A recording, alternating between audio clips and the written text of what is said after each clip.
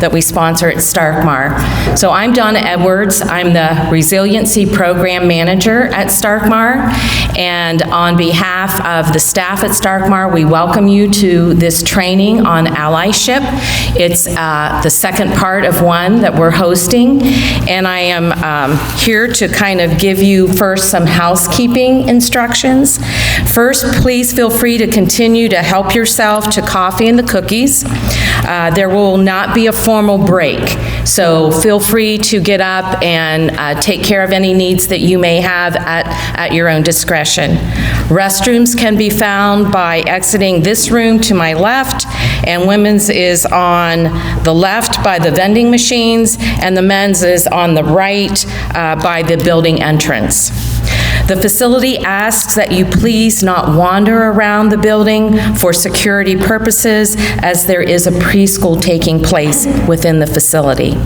A copy of today's presentation will be emailed to you along with a certificate of attendance. Please complete a brief evaluation following the presentation, which can be done by clicking the link in your email reminder, scanning the QR code in your packet, or by picking up a hard copy from Bev at the back of the room. So with that, I would like to start by introducing our main speaker for today. It is Isaac Baez, and I'm sure that many of you already know Isaac. Isaac worked with us at Starkmar for several years. He was the engagement and inclusion coordinator, and then he moved on to be, and let me get this correct, the Director of Health Equity at Summa Health. And so we are very pleased to have him here. His passion regarding equity, inclusion, and diversity spans all systems. He offers an opportunity for people to not only learn, but also to engage. And that's the most important piece that he brings to our trainings. So I'm very happy and honored to present Isaac Baez.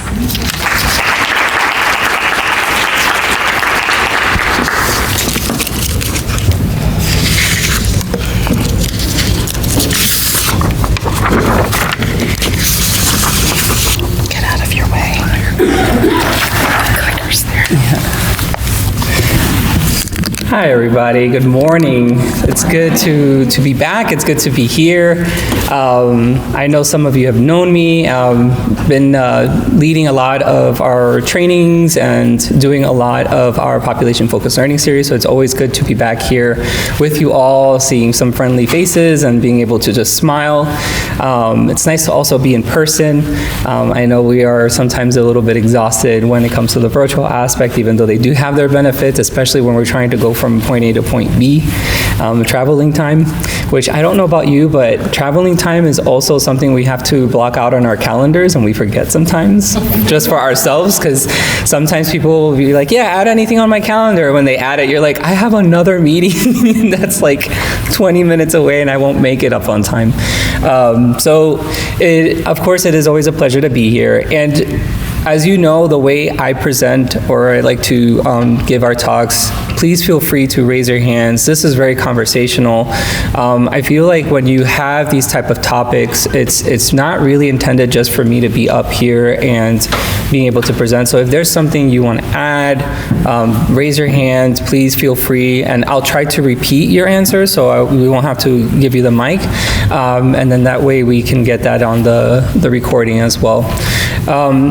And then as you're seeing this information here, I really want you to dig in on how this can be applied in the work that you're doing. I really don't want this information to just be something that you come and learn and you take it with you, but really think a little bit more broader and deeper when it comes to these issues, when it comes to trying to figure out how to better serve the communities that we have. And I love that we were talking about allyship. Allyship really does have a lot of benefits, and it's something that we are doing. I think just your presence here says a little bit more about where you want to be at as an ally for the communities that you are serving. So take that as a testament, take that as a moment of saying, you know, I'm doing the work, I'm being part of the process, I'm trying to figure this out, I might not understand it, and being willing to be at that point and being there, it's okay to be there. We can feel sometimes intimidated. We can feel like, maybe I don't know how to tackle this. I don't know how to approach these issues, these concerns, because to be an ally, I know I have to do the work, and there's work that needs to be done, and we're going to talk a little bit more about that. This portion is a fusion of a lot. This material that I'm sharing with you, a lot of it is a fusion of different pieces that I gathered together to formulate this for you, to make it possible to you to think on how do we better serve the communities and being that ally that you want to be. And a lot of times, the work that we do can even infiltrate into our own personal lives, because this is also a personal journey of what is it to be a true ally. And sometimes we have to step out of our boundaries to be able to really reach that point and say, you know what, I want to make sure that the person I am in the work that I'm doing is also being shown outside of the work as well. Because that way you can also get to see a little bit more and get a little bit closer to the communities that you really want to connect with. So we're going to be touching on the action at the community level. For those of you who were here for our first part for the Population Focused Learning Series, we talked about how do we apply allyship in the work. So there's going to be a lot of similarities, but this time we're going to spin it off and focus on how do we become a better ally in the community. And so we're going to actually have some great topics, and we're going to have some great panelists, which I will get to talk about with them and kind of engage in different aspects of allyship. So we'll get started.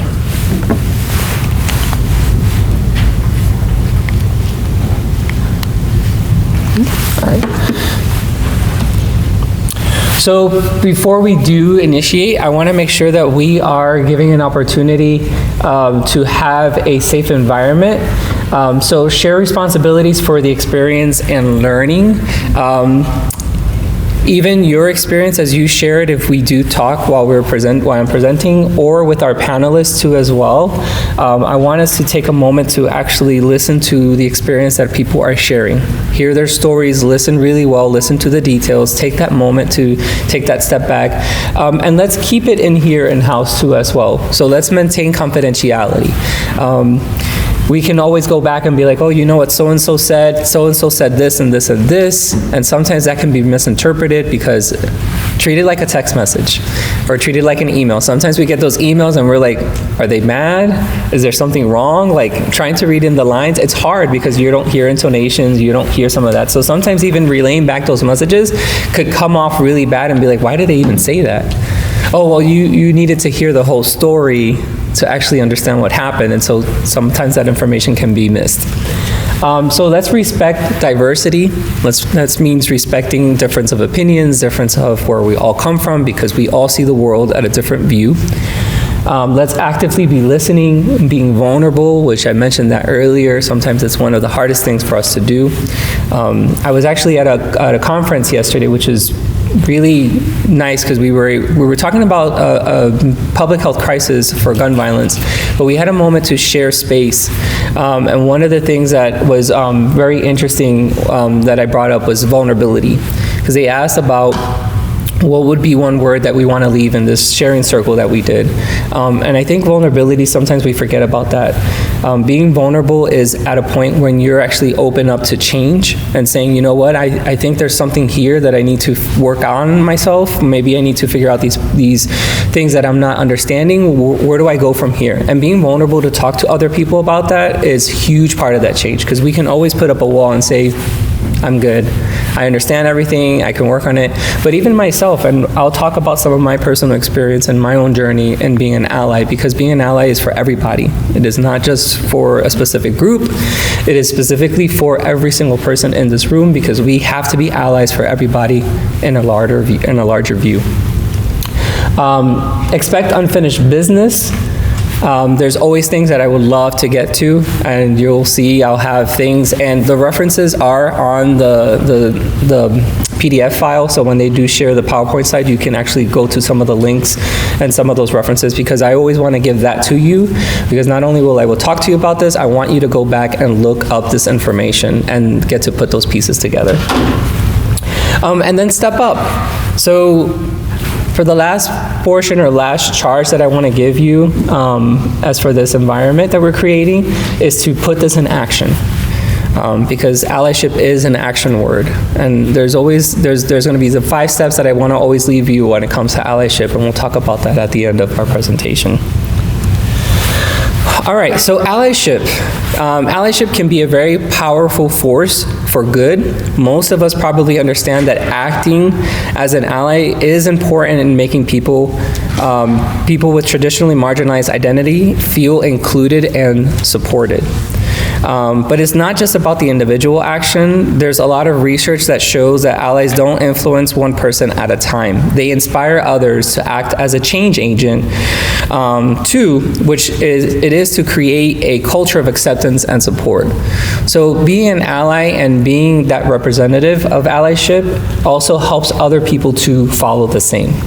And that happens a lot within our organizations. If we see a department saying, hey, we want to do these changes because we're noticing that we're not serving the community the way we think we should, other departments might take pursuit and say, I like that idea and that might actually benefit us as well. How about we also talk to these other community partners as well that might be able to give us some more aspects? So really, you can actually model that. And if you're the first department to do it, good. Sometimes you have to be the catalyst in that change. It's like a chemical reaction. You need to be the first one to drop it in and hope that the reaction turns out good. And then figure out what other challenges might be in the way. Because a lot of times there are frictions that occur when we want change. So we have to figure out what are those little frictions that we need to move or remove as barriers so that change can actually happen. So here is the basic definition of allyship. It's an active and consistent effort to use your privilege and power to support and advocate for people with less privilege. This involves understanding inequities and taking concrete steps to help level the playing field. So what are ways that we can support others that might feel uncomfortable in certain spots? And remember, privilege, sometimes as we see it as a bad word, privilege also has some other benefits, because in this position, you have power to use that privilege into moving things along. I don't know about you, if you've ever had a mentor in your life, a person who's always been there for you, has the connections, that networking, and can actually use their power and their privileges in making you move along in your journey, in your career path, in whatever it is that you're doing, it's the same method. Maybe you're that one person that another community partner reaches out and says, hey, I had a person reach out to your organization and they had trouble here. Is there a way that maybe you can find somebody who we can talk to figure out what the problem is? Oh yeah, let me talk to so-and-so, we'll get them connected. That's using your power and moving it along to make sure that you're supporting someone else, because maybe that person did try to call and they couldn't get through. Maybe someone else didn't understand what they were talking about. But because of that networking and that person being with another organization, there was a way to actually make those channels work. So there's ways of moving that power when we're seeing stuff happening. You are able to use that. And we'll talk a little bit more of the dynamics of what are the different levels of power that exist. So there are multiple ways that we can utilize this. So allyship is, practicing allyship is staying focused on the people that you're supporting and the impact you want to have. So what is the impact that you're trying to actually make occur? Two things that I want us to be aware of. So it is important to stay focused on the people that you're supporting and the impact you want to have, but staying focused on the impact isn't always easy. We sometimes end up focusing too much on how our actions make us look or feel. And so sometimes that comes across as the savior mentality or performative allyship. Sometimes we want to come in and swoop and try to get the change, and then people are like, oh, actually, I'm okay. I might not need your help for this. No, but I thought, because I took a training and I was told that this is something that typically happens to your community, and I just want to make sure I'm being helpful. And sometimes we have to be okay with accepting that person's, no, I'm actually good, or I can defend myself. There are moments where you should come in and intervene, and there are moments that maybe you might have to step back. But the action piece is actually paying attention to your surrounding, reading the room, making sure that you're aware of it. That's action. So action sometimes doesn't have to be that you literally step in the way. Action can also just being silent, paying attention, and being aware of what's going to happen, so that way you are also jotting down what's happening, and you can even be a witness for a person. I don't know if you've ever had an encounter. I know I had someone,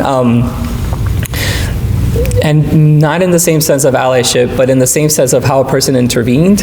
I was in a hit and run in 2020, actually, and the person literally got out of the car, looked at me, got back in the car, and left. And this person from this apartment ran down and was like, I saw everything. And they waited till the police came so we can make the police report.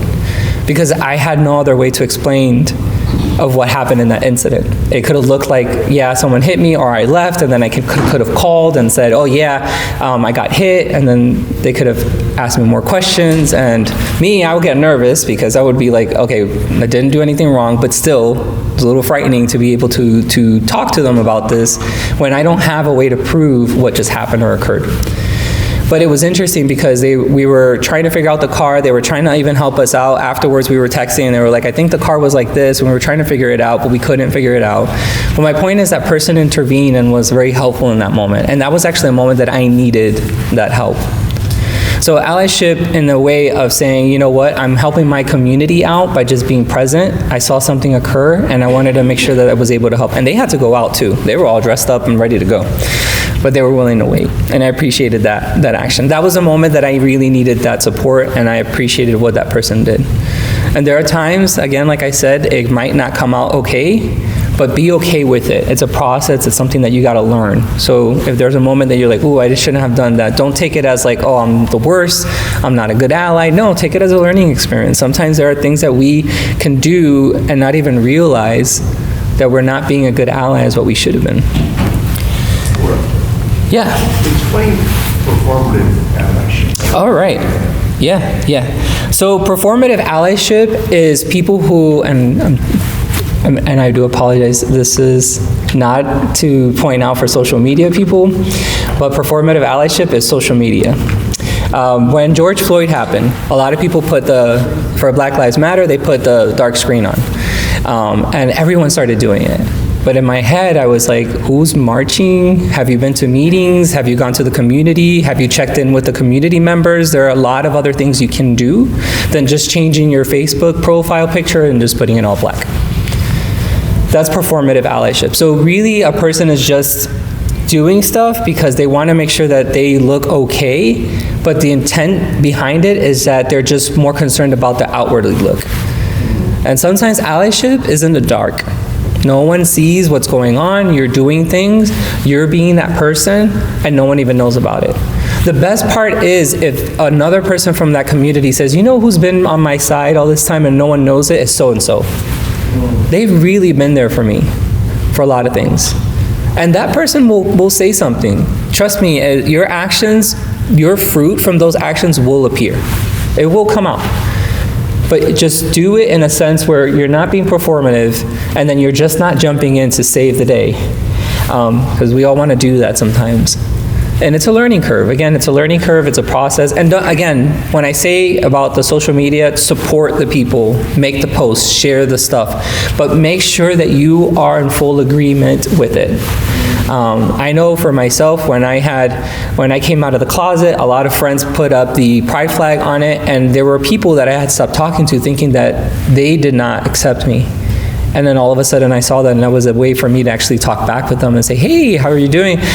Didn't realize you supported the community. Like, oh yeah, no, I do. Like, and I would tell them, they're like, I didn't even realize that was the reason why we stopped talking. I was like, well, I wasn't sure if you were going to delete me or not, because I had already people who have already done that. So I needed to figure a way out to see that, and that was a way that people could show up, and I appreciate it. Again, there's those two different angles. So people can show up when you need it, and there's ways where people show up and you're like, I don't think so-and-so really understands what that means. So it can be very different. So I appreciate that question. And please keep the questions coming if you do have something you want to ask. All right. So, because we are doing allyship in these specific topics, we want to center our experience around these areas. Of course, allyship is going to look different in many, many levels. And we're also going to talk about this next topic, which is going to tie into this. So we're going to be talking about youth. We're going to talk about the Asian community, deaf, hard of hearing, and CODA as well, women and disabilities. And this really leads into the built-in partnerships with experts and those with lived experience. So being able to figure out who are those people with those lived experience, who are the people I can talk to, and make sure I make those connections to be able to build my allyship as a provider. So what am I doing to connect with the community? And sometimes just simple showing up is really huge, and we'll talk a little bit about that in our next slide. But before all of this, I want to make sure that we are looking at intersectionality, and here is why. Intersectionality is something that is very huge and sometimes we leave out. This was coined by Kimberly Crenshaw. If you have not heard of her, please look her up. I think if you've heard of, how many people have heard of critical race theory? Right? Kimberly Crenshaw is the person who actually coined that term.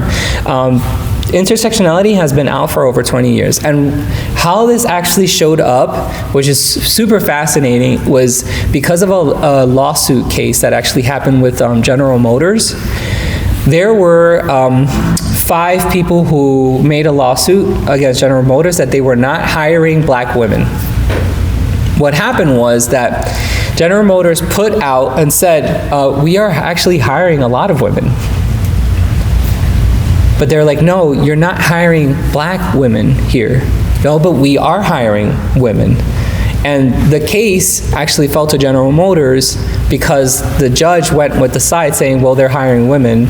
And if we decide to also look at just black women, we're gonna open up Pandora's box and get into murky waters. And the way that that they were trying to fight this was because of intersectionality, is because you can't separate a person's identity just because of one aspect or another. You are pulled in all together. What makes you is a general plethora of different stuff. You're just not this one person. I don't walk around going to people and going, hi, I'm Latino.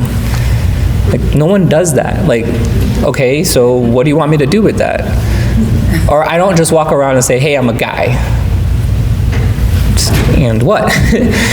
No, I'm Latino, I'm part of the LGBTQ+ community, I'm also male, cisgender male, I'm also, you know, I work in this field, I do this, I have siblings, I'm a friend, I'm a cousin. Like, there's multiple things that make us.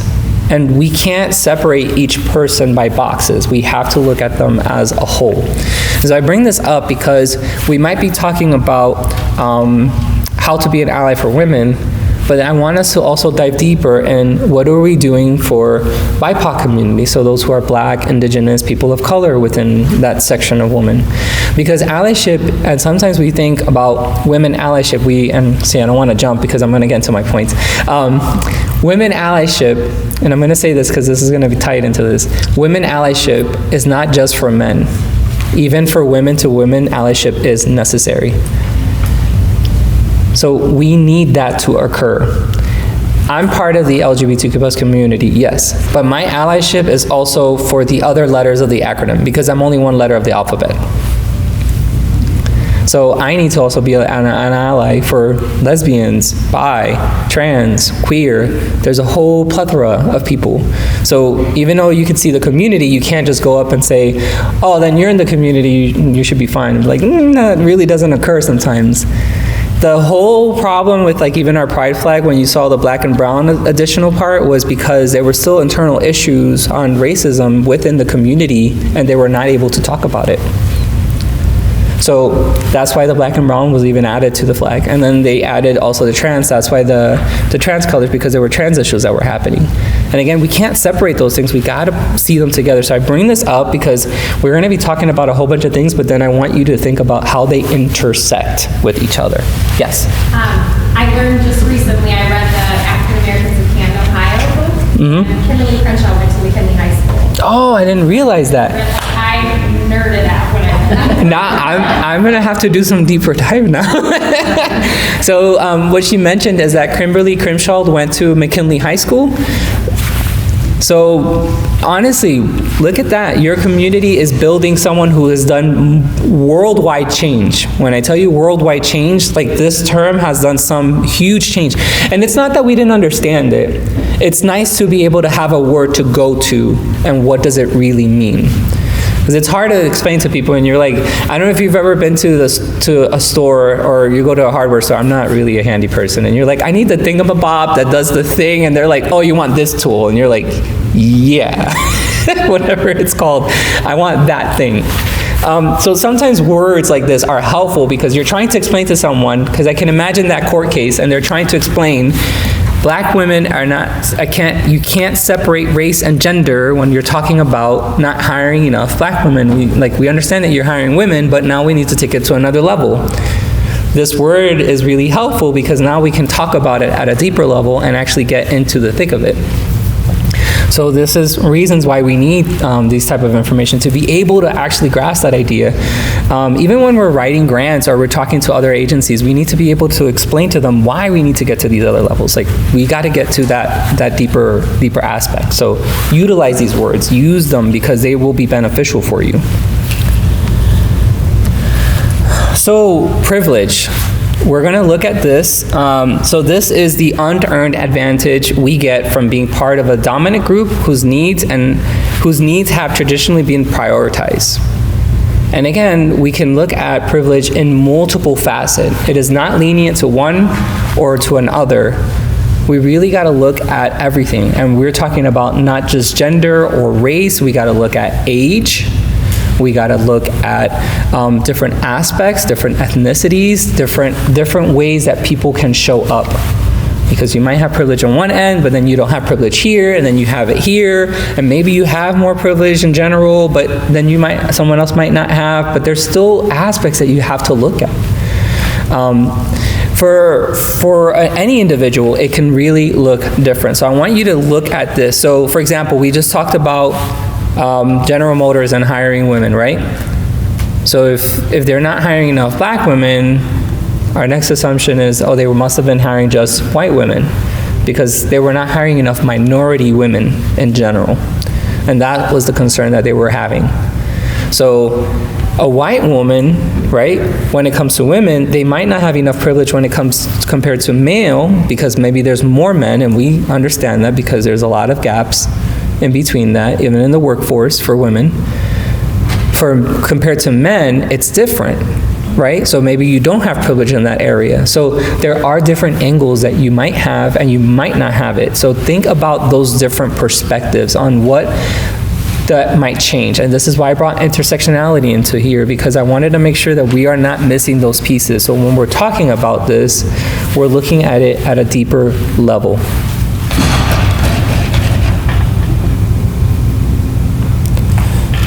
So this is the same framework from Lean In that I utilized on our first session. What I did with the same model, because I want to make sure that we're giving credit to the people who brought these models up, is that I wanted to bring the perspective now on a community level. How do we make it? And I love their model because it's really easy to understand the whole concept. So the first thing that's always has to be seen is the work that you have to do on yourself, right? What does it look like for your privileges? And then we'll get into the inequities of the communities you serve. We'll look at the actions to consider and even your own positional power. We did an exercise last time. So we gave everybody a list and they can look at different things of, what type of privileges do I have? Like, what's the circle of communities that I associate with? Who is the doctor that actually, do they look like me or do they look different? Like, bringing up these little things. The community people that live in my neighborhood. So even looking at your neighbors, your social media profile, like thinking of all these levels. What I wanted to do, and I brought this in because I saw this model and I thought this would be good for us to adventure as an exercise. It really brought into perspective of, again, and this is just like how I love intersectionality, is how do I bring this, translate into words what I really wanted to say. because different dynamics can change for different people. So this model here is called the Multicultural and Social Justice Counseling Competency. So for our exercise, I want us to look at this model here and kind of look over it. I was fascinated by it because I was like, this is really awesome. Because a lot of dynamics like this happen, and we'll get into the details, but I want to just even look at the first part, the outside big letters that we're seeing, right? Privileged counselors versus to a marginalized counselors versus to a privileged client versus to a marginalized client. Think of the dynamics that can happen with each quadrant, each group of people. If you have a privileged counselor, right, they had a lot of different things, but then that person might not have it, how those conversations and dynamics will look like. What if we had it then in reverse? What if it was a marginalized counselor and the person that their client that they're helping might have some privileges that they might not have? And how does the dynamic play with that? Now, when I'm pointing this out, I don't want us to fall into the pattern of, oh, so I'm here, I guess I'm just here. The goal of this whole process is to look at the interactions, but reach in the middle. They want you to get to the place in the center where it says multicultural and social justice praxis. That means that not only are you understanding your privileges, you're also understanding their side, and you're putting those two worldviews and meshing them together. And you're working together to resolve the problem. We know we need more counselors, therapists, peer supporters from diverse populations. We might not be able to get there yet, but what do we do in the meanwhile while we're trying to build that community up? How do we get to continue helping people, because things are still happening. Suicide rates, the issues and concerns of drug abuse, those things are still occurring. And we need to figure out solutions no matter who the populations. I'm not sure if what the data is looking out here, and while I was at that conference, I'm bringing this data up, and again, this might just be Summit County, but I want to bring this up because we're a neighboring county. You know, what happens in Summit might not happen directly in Stark, but it is a sign for us to pay attention to things that could occur. For suicide completion, like when that occurs, we know that it happens more in a white male. Just recently in Summit County, black men are at a higher rate right now than white males. We already know that the population size of Summit County is almost over 70% white.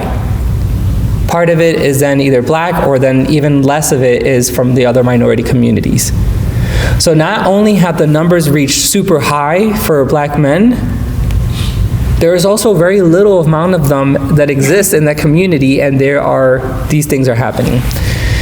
I thought that was fascinating because what happens when we focus sometimes on one area, we need to do outreach for all other areas and make sure that we are tuning and figuring out what the problem is.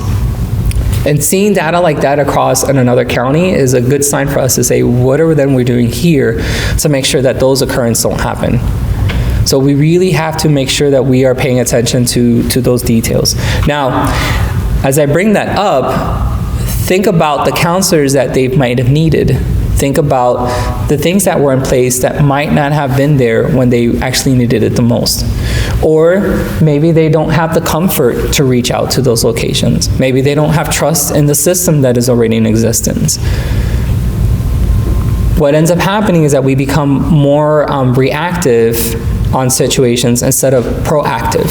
And we really need to be a little bit more proactive. So what I'm encouraging and hoping that this happens here is that we are becoming more proactive in the work that we are doing. Because we shouldn't wait till stats come up and we go, we got to do something. And it happens a lot. And again, we can't pay attention to every detail, I get it. There's a lot going on, there's moving pieces, but we really got to factor in what is happening even in our surrounding neighborhoods to figure out, is this something that can translate over here? Because they're nearby. They're not far away. It's one county line away. And things spread out. COVID is a good example of how things spread out. Things can spread out. So this awareness, I want you to think about for like the counselor's self-awareness. So The outside part talks about the attitude, beliefs, the knowledge, then skills, and then action, right? So attitude and beliefs, when you think about for the counselor, self-awareness, is privileged and marginalized counselors are aware of their social identities, social group status, power, privilege, oppression, strength, right? You're looking at yourself as a whole, and this is for both. Remember, this is not leaning to one area, this is for both sides. For that knowledge, for the privileged and marginalized counselors possess an understanding of their social identity. So in that knowledge, you know who you are in your identities. In that skill, the counselors then possess the skills that enrich their understanding of their social identities. And then all the way towards that action piece, right? In that action piece, privileged and marginalized counselors take action to increase self-awareness. So how do they increase self-awareness in their social identities, their social group status, power, privilege, oppression, strength? So there's ways. Now to get to the center part, take action to learn about their assumptions, worldviews, values and beliefs, biases, culture as a member. So this is the action piece for the counselor. Take action to seek out professional development opportunities. And what are you doing now? This is why I was bringing up. Your work of just being present is part of that change. Even if you feel like you are like still lost and trying to figure things out, again, I want you to be vulnerable and be okay in the moment. Sit with it. Stay with me in this process. So it takes action to seek out professional development, takes action to immerse themselves in their community, and we'll talk about that, and takes action to learn about how their community style is influenced by their privilege and their marginalized status. So the way you talk is influence about your status. Like, where are you at? How do you talk to the other individuals? Do you bring it down? Do you bring your terminology down? Are we trying to communicate better? And remember, trying to reach that centerpiece, that multicultural and social justice part, is that key factor where we really need to be at. And I like this model because it's really trying to remove the idea, well, I have privileges, I might not understand them really well. Work on it. If I need a therapist, how hard is it for me to find the person who's Latin and part of the LGBTQ+ community just for me to have that conversation with them when I'm in need of therapy? And trust me, I've looked. The one person I found, I saw that they worked nearby, and I was like, I can't even talk to them because they're in the same field, they're in the same area. So the one few person that I could even look for, impossible to find. And I like to do that own research because, I mean, I think everybody needs therapy. But just the fact of being able to see how it feels like for anybody and any community members when they're trying to find someone, how hard is it to look for that? It really is a problem. And so not only do I need to now, because I can't find someone, then who is that person that might not look like me that I can actually trust and say that person will understand what I'm saying, even if they're not from my community? And guess what? It is possible to do that. I've had wonderful people in my life that I've had conversations with that, even without being able to understand my experiences, have been able to say, you know what, I appreciate what you shared with me and showing me a little bit of your world. And that makes a difference because it's an openness to that part and being able to make those connections internally. And it's really difficult sometimes when we're trying to make those connections with people who just don't look like you. And so I bring this because I want to encourage you to find the way to get to the center. So this is your exercise. Find the ways to get to your center. Look this model up. Really, it's a wonderful model. Again, a lot more details to it. But there's a lot of aspects that I want you to dive in. This is your kind of homework. I know sometimes we're like, we don't want to be in school again. But this is part of your homework as an actionary part of understanding this more, because this will really dive into the other angles on the aspects of how people see the world. And really, it has a very cultural humility aspect to it, which is encouraging other professionals to reach out to those who have those experiences and working together into understanding those different perspectives. That marginalized person or counselor might not understand their privileged client, so they talk to their privileged counselor counterpart and say, hey, I don't understand this, but I need your help because this is a situation that's been happening and I don't get it. And that other person can say, oh, that's fine, let's talk about it. Yes. What's the name of the model again? So the name of the model, so I give you the precise name, and the link is also on the references to multicultural and social justice counseling competencies. And so I'm sorry, that was the group that made it, and then the model itself. Yeah, it's the same name, Multicultural Social Justice Counseling Competencies. So if you look up multicultural and social justice counseling competencies, you will find this whole model and you'll see the whole different aspects that it comes in. I wanted to bring this as like a little exercise for us to think a little deeper when we're trying to work in this. And I really appreciated the work that they did. This came out in 1992. And it was led by several different universities: Seattle University, University of Georgia, North Carolina State University, University of Central Florida, and Georgia State University. Had a lot of people who came together to come up with an idea to have these conversations and figure out, hey, how do we make this work? Because we're still trying to do one thing, but while that is happening, what are we doing then in place to make sure that things are getting better for those who need it the most? So yes, we can do it. This is possible. We have work to do, but it is possible for us to do it. Let's get into our continuation of the active allyship framework. So identify inequities for the communities you serve. So I brought in these 5 basic topics, all right?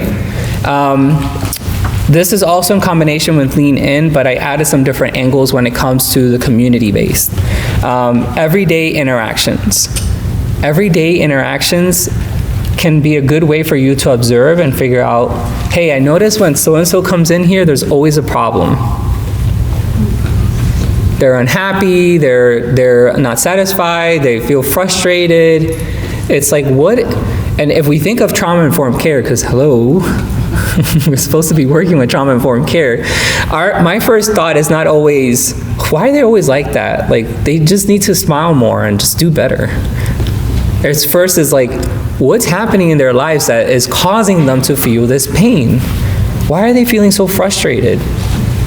It's like a person who's always mad, but then when you find out that every time they're mad is when they're walking, and you say, hey, can you just take off your shoe for a second?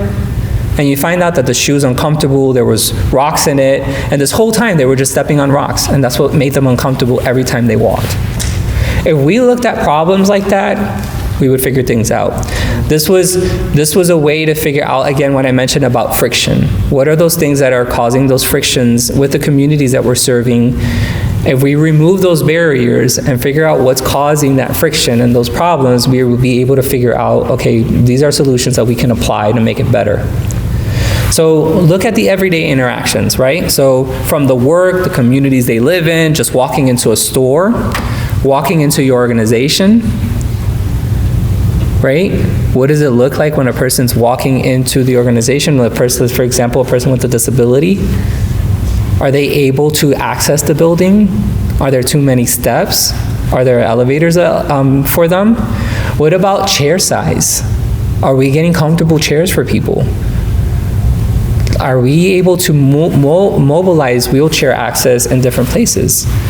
What about the door access? Like, there's so many little things that we can look at in everyday interactions. What about a person from a different community? Are they able then to read some of the signage? Do they have a person who's friendly and willing to work with them, even with an interpreter?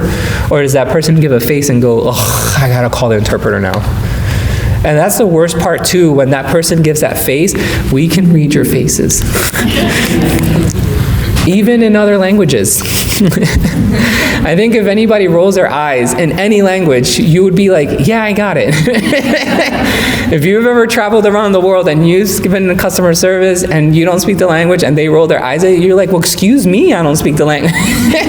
You would be frustrated. So then how are we doing that in our everyday interactions with people? So communities, norms, and expectations. I love this perspective because demographic changes, family structure changes. What does community mean to you?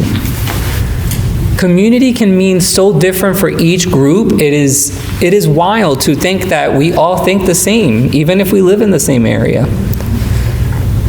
Community could be something for me very different than community for you. So what does community look like for them?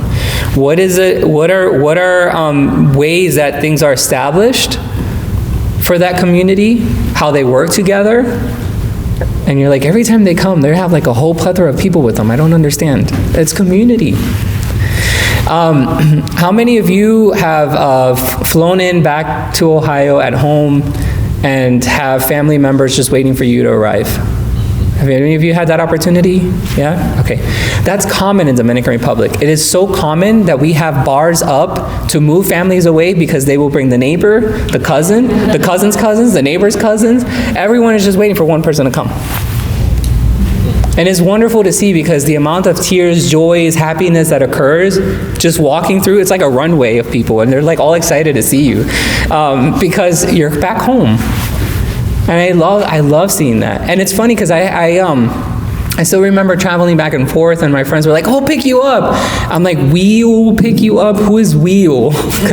You're going to pick me up." "No, we will pick you up. Me, so-and-so, so-and-so, so-and-so." I'm like, oh my gosh. First of all, do we have enough space for my suitcase? That's all I'm asking for. Because someone's going to carry this. I will make room for it. Don't worry about it. Yeah, everybody's just getting there just to go pick you up. It's fun. It's awesome to see. It's awesome to see that.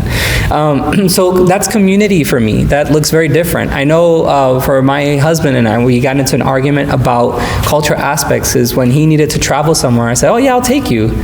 And he was like, "Why are you taking me? I can drive myself." I was like, "What do you mean?" And this was when we were just dating. So I remember I had a trip too, and I said, "Hey, yeah, I got my ticket and everything." But again, this is my fault because I had assumptions. I shouldn't have assumptions.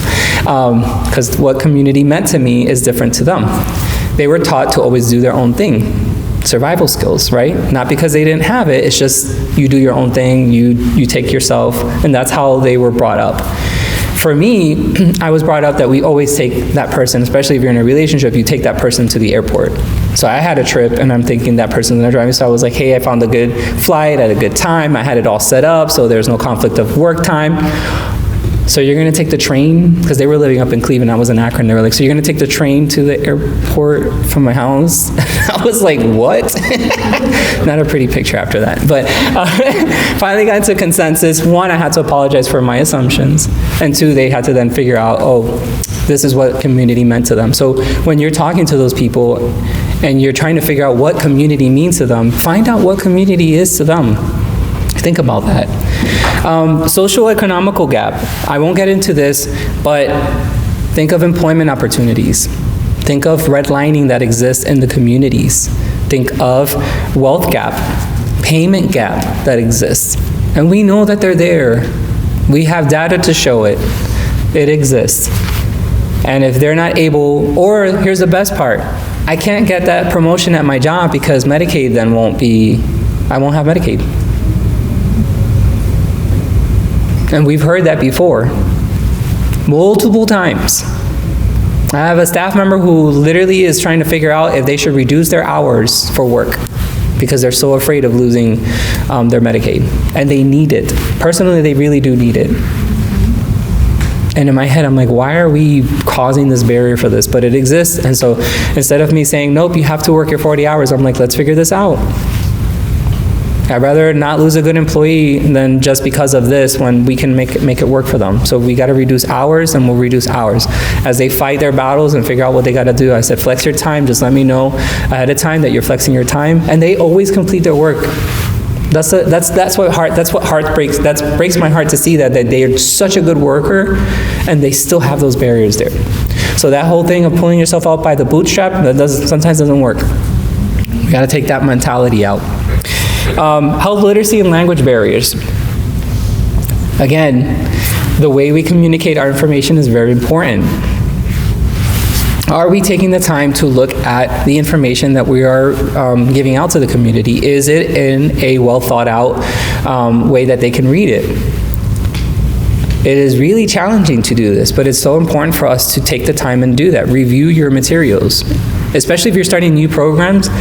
Make sure that you use it out. And sometimes even if you get stuff translated, you can talk to the people in the community and say, hey, can you read this for me and make sure that it looks okay? And they'll tell you, yeah, it looks awful. This is not the way we say things. They'll tell you that. Have you done that in English? Have you ever gone to other people in that get service, and you say, hey, look at this pamphlet, what do you think of it? Would you ever look at it and read it, or just come to us if you didn't have like a specific need, or would you even refer us to someone else that you know that needs it? Well, I never even looked at it. Let me look at it. I don't understand this. Utilize the people in your communities for things like this, because that is the best way to do that. Access to competent care, and I bring this up because it is not just access to care. This is not just holding the door open. This is making sure that by the time they walk through the organization and reach that first person of interaction where they need that services, there is space and room for them to be and exist and feel that they're comfortable as they're walking through.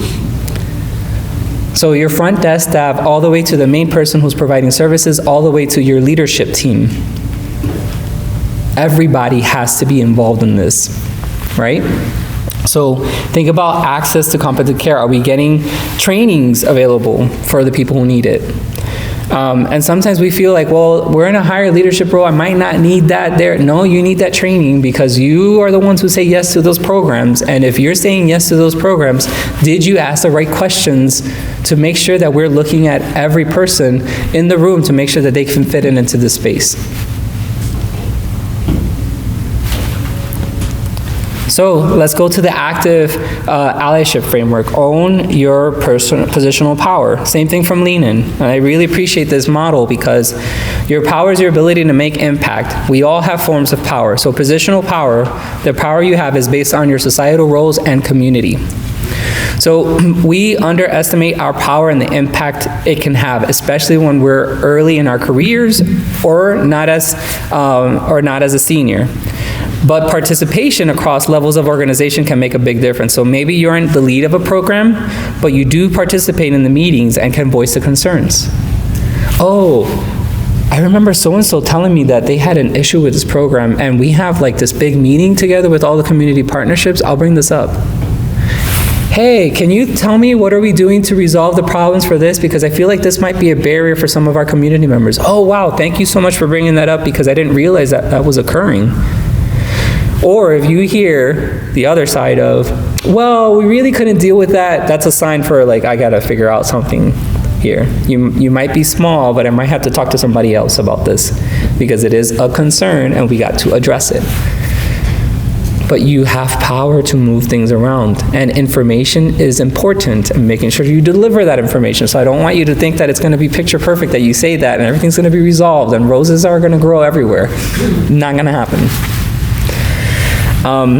Or maybe you don't make a decision about policy changes, but you have a friendly relationship with leadership where you can reach out and talk about the changes you would like to happen.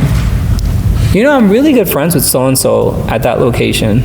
I should talk to them and see if they're gonna be thinking about this, because we got issues that are happening, and I wanna make sure that we are making the change. I'm gonna drop that in their ear. Plant the seed and walk away. Plant the seed and walk away. But make sure that you're being persistent on continuing planting the seed so it can grow. Because trust me, as much as people try to ignore it, it's gonna be like a bug in their ear, and it's just gonna be constant. Oh, I remember they mentioned that. Oh, so-and-so brought that up too, and now so-and-so's bringing that up. I gotta figure this out. Because I'm hearing it from several people now. Power, there's power there. So the power you have based on your societal roles and community, so utilize that, right? That's allyship. So we just talked about this, right? So discover your powers in these interactions, right? As you're walking in the everyday interactions. I noticed that so-and-so is having problems every time they come in. Should we meet about this? Do we need to discuss of what's going on? Because I noticed that there's like 2 or 3 people that come in and this happens. I'm seeing patterns now. You're being observational on the situation. You're understanding how their community norms are, right? What is normal for them? And figuring out how can we better adjust it. What about the socioeconomical gaps? Are we adjusting then? Are we figuring out better ways to make sure that they get services? And saying, hey, if you are having issues because of this, let's figure out a way to you to get resources to get this resolved, right? There are gonna be things that we might not be able to change, but there are gonna be things that we can push for to make sure that they get that support, finding out those resources. Let me get you connected with so-and-so, because there might be other resources that can help you pay for certain things. And then hopefully that'll alleviate some of that in the meanwhile, so we can figure out better opportunities. Health literacy and language barriers. So are we taking the time to better understand? We're like, you know what, I've noticed that a specific population never comes through the door. And I walk in the neighborhood and I see them, but I don't know why I don't see them coming at our organization. Well, have you looked and thought about what are some of the frictions that are happening in the organization, that people are not walking through the door? Are they able to access it? Is it friendly? Like, think of those things. Be like the shows where the boss goes out and they hide and they act like they're another employee and they're trying to figure out. And it's fun to watch because you get to see like real reactions of stuff. Be observant. Because sometimes when the boss walks around, everything is like just great. But then you have other people observing and they're like, that's not what happens every time I walk by there. Access again to competent care too as well. So let's think about, and I have this quote here, I want to read it for this part. Finding a mental health care provider or a peer support who talks and looks like you is hard to find. What can we do when you don't fit the profile? Become an ally is where you can make the change. Your approach will set the space for them. So we talked about that model. That model is that way of being an ally. Applying that is an allyship. That is competent care. You're making sure that you're fulfilling that need for that person, even if they don't look like you. Literally, it is allyship. So what about consider actions to take? These are the three examples that we have. We brought this up again from Lean In, and we're going to use that same approach. So there's the individual side, so our actions to educate ourselves, model good behavior, or change our mindset. There's the interpersonal, so our actions to support, surface issues, or push for change through our day-to-day interactions with others. And then our structural issues, right? Our action of pushing for change in norms, policies, and systems. So from yourself, from the way you work, from the big structures. You're looking at three different angles. So here's the first one that I wanted to bring up. What would allyship look like if we were doing culturally centered care? So we brought that model up, right? Bringing it into that multicultural social justice aspect of thinking. So what are some of the action pieces then that you can do to make this work? So inclusive language. And again, inclusive language, we use this a lot in like the LGBTQ plus community, but it really just doesn't belong there. So like using non-binary words, making sure that you remove certain pronouns from things, you know, just talk in a general language, removing the genders from it. But think about the way we communicate to the community. So what is the norm for certain communities on how they talk? And how do they need that outreach to happen, right? If you're thinking about youth programs, are you talking in a way that the youth can understand? Well, they speak English. Well, yeah, but that still doesn't mean that they talk the same. The way they communicate is not the same. And if you're paying attention to TikTok, I think you'll get some insight on how they talk, what's the best way to communicate, think of those different ways. So communication is key. And I bring this up because sometimes we think inclusive language is the pronouns and all this stuff. There's more to it. What is the way that the community communicates? What are the ways that they like to be talked to? Challenge your cultural biases. You know what? Every time I see this, I feel this weird feeling inside and it just bothers me. And then you're like, but why does that even bother me? Why does that issue bother me? It's a red flag for a bias that could occur. He's like, my first interaction, every time I want to react to this is because of it's like, wait a minute, I got to take a step back and hopefully figure out what are those biases that are popping up. Not understanding all cultures, but wanting to learn more. You know what? I don't get it, but I'm going to be vulnerable and try to understand it. So interpersonal action, right? When we talk about this culturally centered care, adapt clinical interventions to provide person-centered care. We gave a model up for that. Right? Person-centered care is literally figuring out what benefits that person and that individual. You are changing your work, what you've learned, and applying it. We're not saying to remove it. We're saying figure out a better way to make it work for that person. Western medicine is a good example. We want to use a lot of pills sometimes, but that might not work for certain communities. They might have different perspectives. They might want to use natural medicines, and you can still work with them along their side and say, you know what, let's go on a journey then and figure this out. And I want you to meet me halfway, because there might be certain things that I can remove, and you can try some of the healthy ways and figure out if this is a better method for you. You're compromising with that person. If therapy is an issue and they're like, I just feel uncomfortable when I come into the space, should we meet outside? Is there a mutual place that we can talk? Is there a place that makes you feel comfortable? Well, I like meeting at this area. Maybe can we meet at a park? Can we do telehealth? Because I get really shy around other people and I don't want them to know that I'm coming to get services. That is changing your ways and literally figuring out what benefits that person. And then last but not least, structural action. So integration and transformation of knowledge about individuals and groups of people into specific standard policies, practices, and attitude. All right, and this is making sure that you use this in appropriate cultural settings to increase the quality of your services. So figuring out ways to integrate and transform that knowledge of the way you understand the people and how that applies into the policies and the norms and the things that you have in your programs, right? That's the structural change. That's thinking in a culturally centered care aspect. What about prioritizing inclusion in your services? In the individual actions, reflect on how biases show up in your work. You're walking around your agencies, you're observing certain patterns, and you're like, I notice every time this happens for this. Can we address this? Showcase a wide range of identities. So when you're using your marketing information, right? Are we using good representation of everyone that should be in that space? I will bring this up because this is a very true story. Not truly embarrassing, but a highlight that it took a group of us to be like, ouch. And we really had to say ouch because we made a huge mistake. So I'm part of the Akron Pride Festival. And I know we're recording this, so I'm sorry that I'm bringing them up. But we had made our first booklet. So excited about it.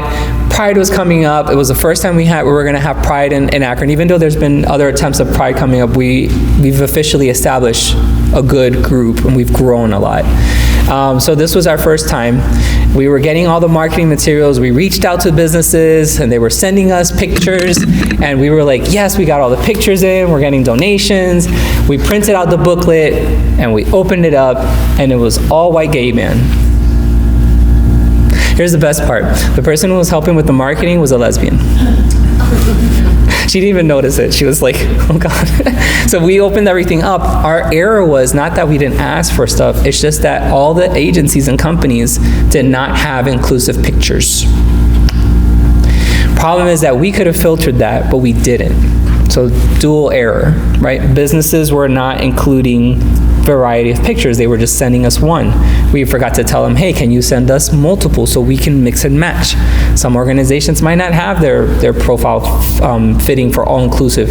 So think about your marketing materials, and when you're about to share your stuff, oh yeah, I'll send this picture to you. And imagine all the other organizations. You know how bad that looks at every other organization, businesses threw their pictures and it was the same thing? That's a sign for everybody. We got work to do. We got a lot of work to do. And again, this is why I said even allyship is a work for even for myself.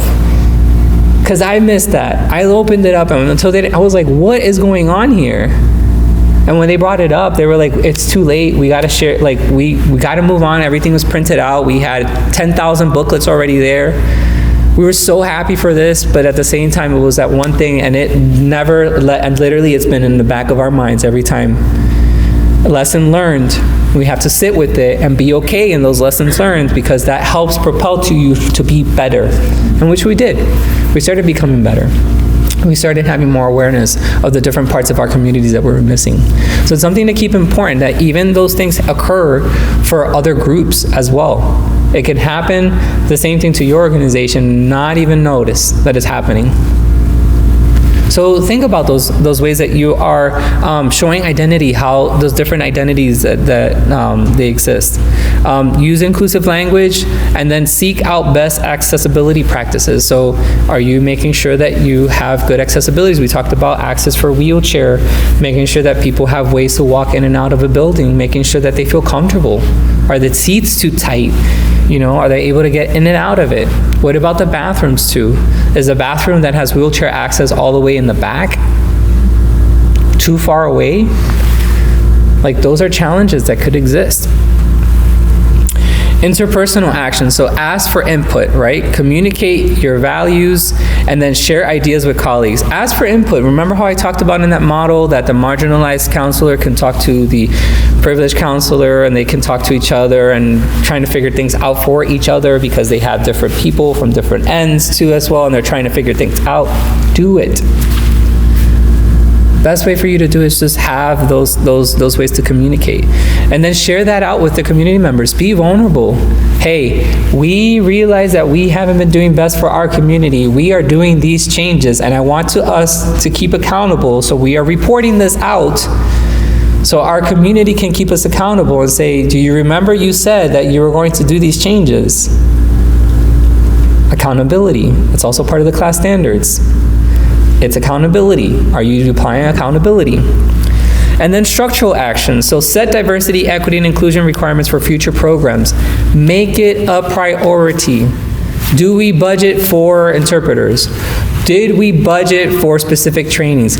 Oh, we're having trainings happening? All right. When they come, are we making sure that they include something about diversity, equity, and inclusion? Are they going to talk about these important things as they bring these new trainings through the door? Make it a priority. Add it to the list. Hey, thank you so much. We love that you're going to talk about this topic. So what are you going to talk about diversity in this? Well, I want you to bring it up. Even if it's just one page, it's a practice. I want you to bring this part because I want not this to be something separate. I want it to be baked into the work that you're doing. Are we putting this together? And include equity in your definition of success. Our program success rate is 50%, and we're doing great. That doesn't sound like success. It sounds like only 50% of the people who were able to fit into the profile that we wanted were the ones who got there. Equitable change is saying, hey, our success is that we got 75% of people to go to this program, and with this adjustment, we got even 45 more people now, or we filled up our 100% because of these changes. That's an equitable success. You got to do the math to make sure that you're adding together that 100%. I know I didn't do the math right, but I want you to think about that. Think about what are you doing to adjust to make sure that everyone is getting to completion. And you're always going to have one or two that fall out. That's fine. But reach as high of a goal as you can. So last but not least, community-driven solutions. So individual action piece. Learn the history of different communities. We fail sometimes in this. And we are going to hear some of the experiences from the panelists that they will talk to you about their experiences, what they understand, or how they connect with the community. So learn some of the history. Sometimes it's important for us to understand that. Why is it that the community feels this way? Well, if you look at the history and you start looking through it, you're like, oh, I didn't realize that this happened. I didn't realize that. And that's being passed on from generation to generation to tell them, hey, be careful because the doctor can treat you bad. Be careful because they're going to do something bad to you. Be careful. Well, why would they say that? Because there's history. It has occurred. And people are very aware of it. COVID-19 was a good example of why people still didn't trust the health system at 100%. Messages were not complete. There's been errors that had happened. Messages were not concluded correctly, and it was really hard to tell and explain to people what to do.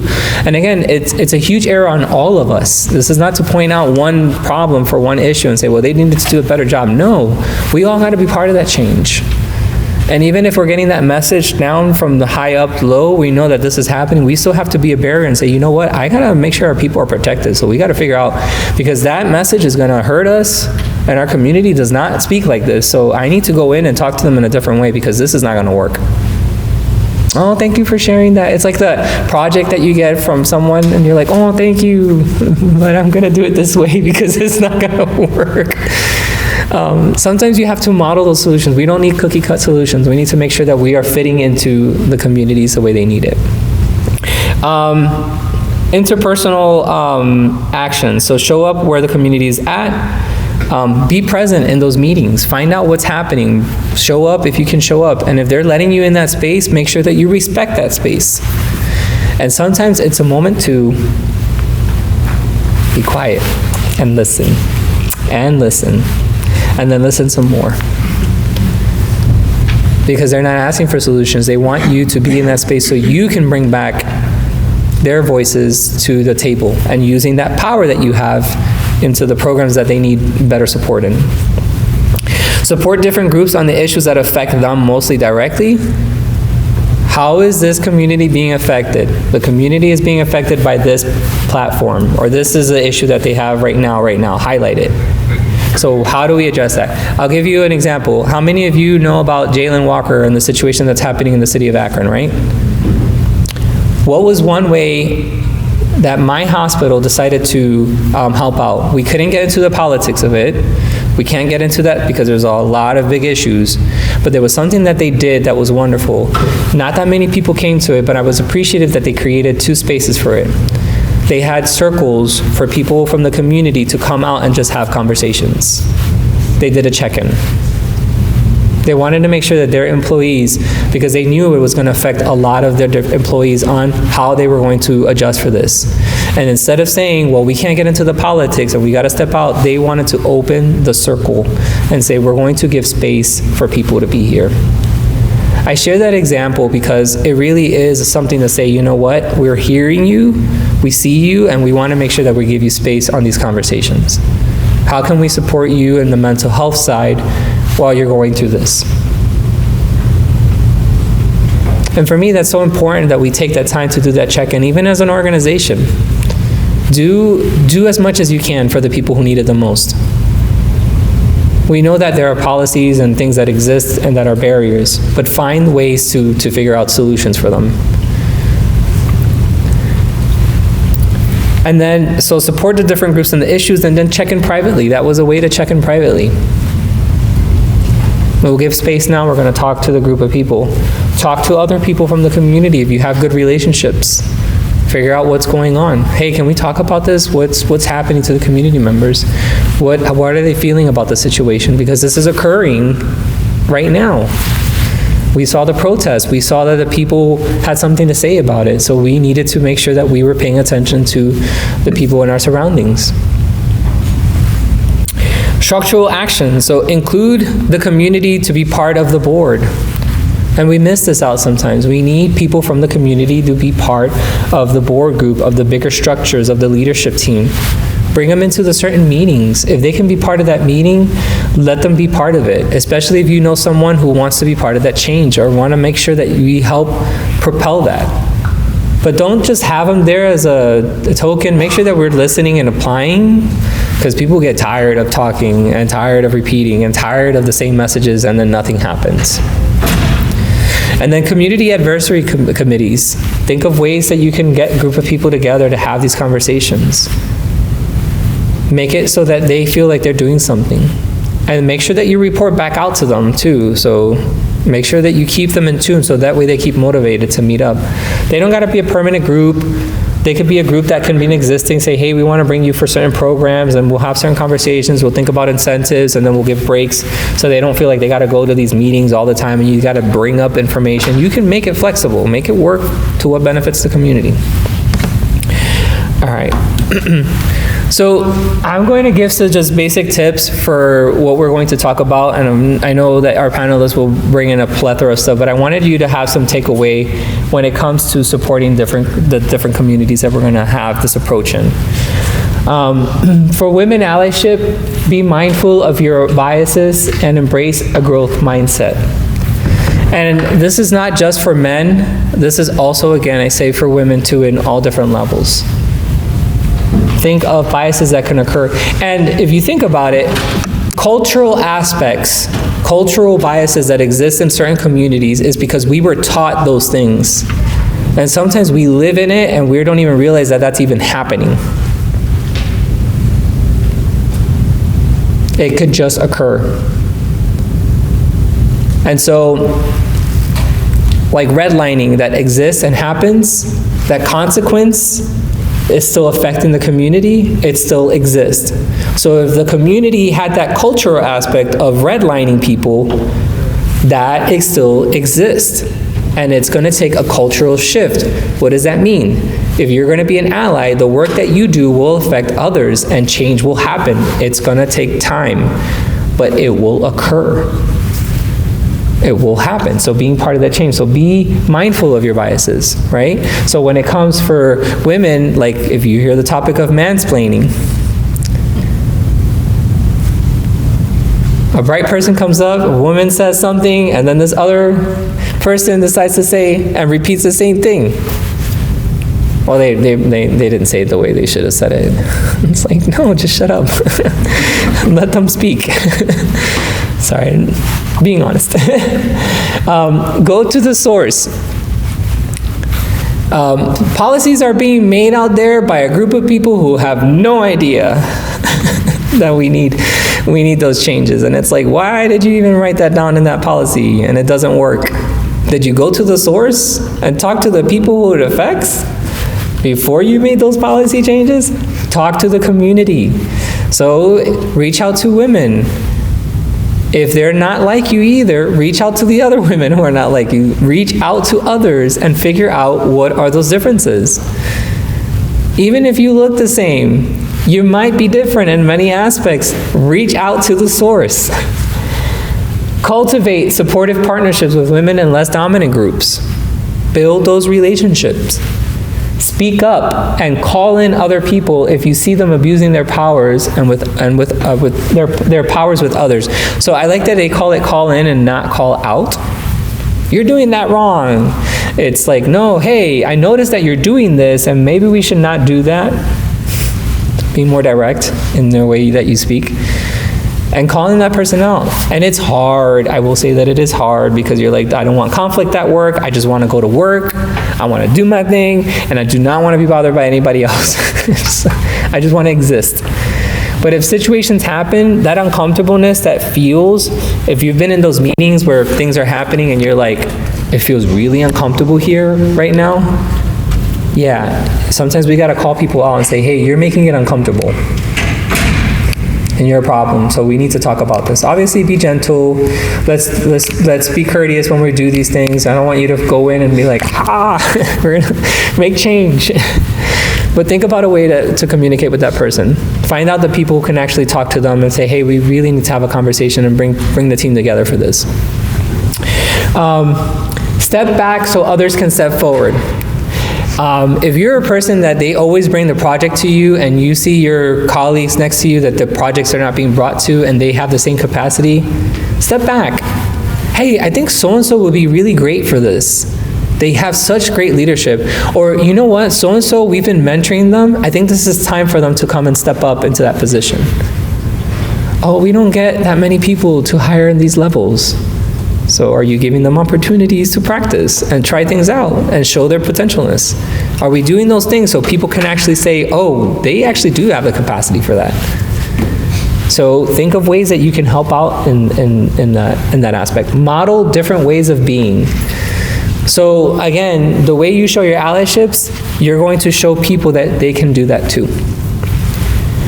Be mindful of the way you communicate. And again, we brought that up as an actional piece, so how you communicate with others. And then understand the impact of your words or actions have caused in the past. Take responsibility for them and a course of correction. So think about a way to change that. Sometimes we say certain things and it comes out in a way you can go back and say, you know what, I apologize, that really came off bad. And I want to make sure that we're saying this right. What about for youth? I love this. This is simple. This actually came from the YMCA from Dallas. They gave like 5 different steps, and I really like their approach. Simple stuff. Be authentic. Young people can tell when adults around them don't take them seriously, right? Create space. So tell young people that their opinions matter and create space for them. So are we making sure that we're listening to what they have to say? Share power. So treat young people with respect and give them a say. Check your assumptions. Sometimes we think about our youth and we have assumptions about them and it's not what we think. Well, in my time, I remember that people, it doesn't matter that it happened at your time, we're in now. And we got to look at now. And how does that affect their community? Because just like we're looking at other communities, they are community too. And that community alone is also different and diverse just on its own. And then, step back. It may be hard, but sometimes the role of an adult ally is to step back and just let them do the work and be the support. Guide them, but don't be the lead. Guiding is not the same thing as leading, right? A leader just walks in front of people and everybody follows. A guy could tell them, hey, let's make a left turn here. Hey, let's turn right here. Or encouraging them, hey, you're doing good, keep it up. They have doubts, you make sure that you reaffirm them so that they don't have those doubts anymore. Again, I'm simplifying it, but just some ways for us to talk with youth. What about the Asian American and Pacific Islander, which by the way, this month is Asian American Pacific Islander month, so for AAPI, so make sure that we keep that in mind too. Cleveland is having their Asia Festival coming up. My favorite, absolute favorite, I go to it every year. I think this will be my 7th year coming to it. I think they've been out for like, what, 11, 12 years? Not sure, I can't remember the amount of time. But if you want an opportunity to get to know a little bit about the community and some of the things that they're doing, even the food's always great. And then the neighborhoods too, the grocery stores are up there. I love actually driving up to those grocery stores and finding stuff, which by the way, they have some Latino stuff too, so that's why I go, because some of the fresh produce that I want, I'm like, they have it. So I can find the things that I actually need up there. So definitely a good place to go up. It's happening Saturday and Sunday, this May 12th, May 20th, and May 21st. It's the year of the rabbit this year. So let's get back into our topic. Asian American Pacific Islanders will proactively learn about discrimination and challenges that affect. Remember with COVID-19, the community was really affected by this because there was a lot of accusation. I bring this up because this was part of the topics that I was noticing a lot about allyship. So again, allyship can change depending on what's happening currently for each community. So I want you to think about that. Speak up and raise your voice. So when you talk about speak up, help create awareness. So again, not being performative, but also making sure that you share stuff and say, hey, this month is, we're sharing the news and we want you to be more in tune for the community, like make sure that you do that. Lean in with empathy, right? So leaning in with empathy is understanding that your empathy is not a zero-sum concept. Your friends, colleagues, and community members are struggling and their safety is at risk. So check in with the people in your surrounding. Don't be a bystander. And has anybody ever heard of like bystander intervention? Like what it means to be a bystander? And I'm sorry, I made the mistake. Oh, put that back. I have a typo here. So I meant not to say don't be a bystander, just be a bystander. There's something called the 5 Ds for bystander. So if you ever looked at method, it's distract, delay, direct, document, and delegate. So if something is happening to a person, you have a way to intervene. And what's the right way of actually doing that?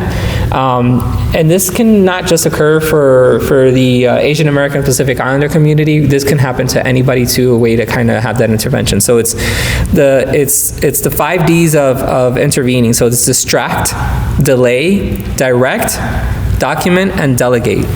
And it's different methods for you to apply in that method. And I'm going to move on because we're running on time.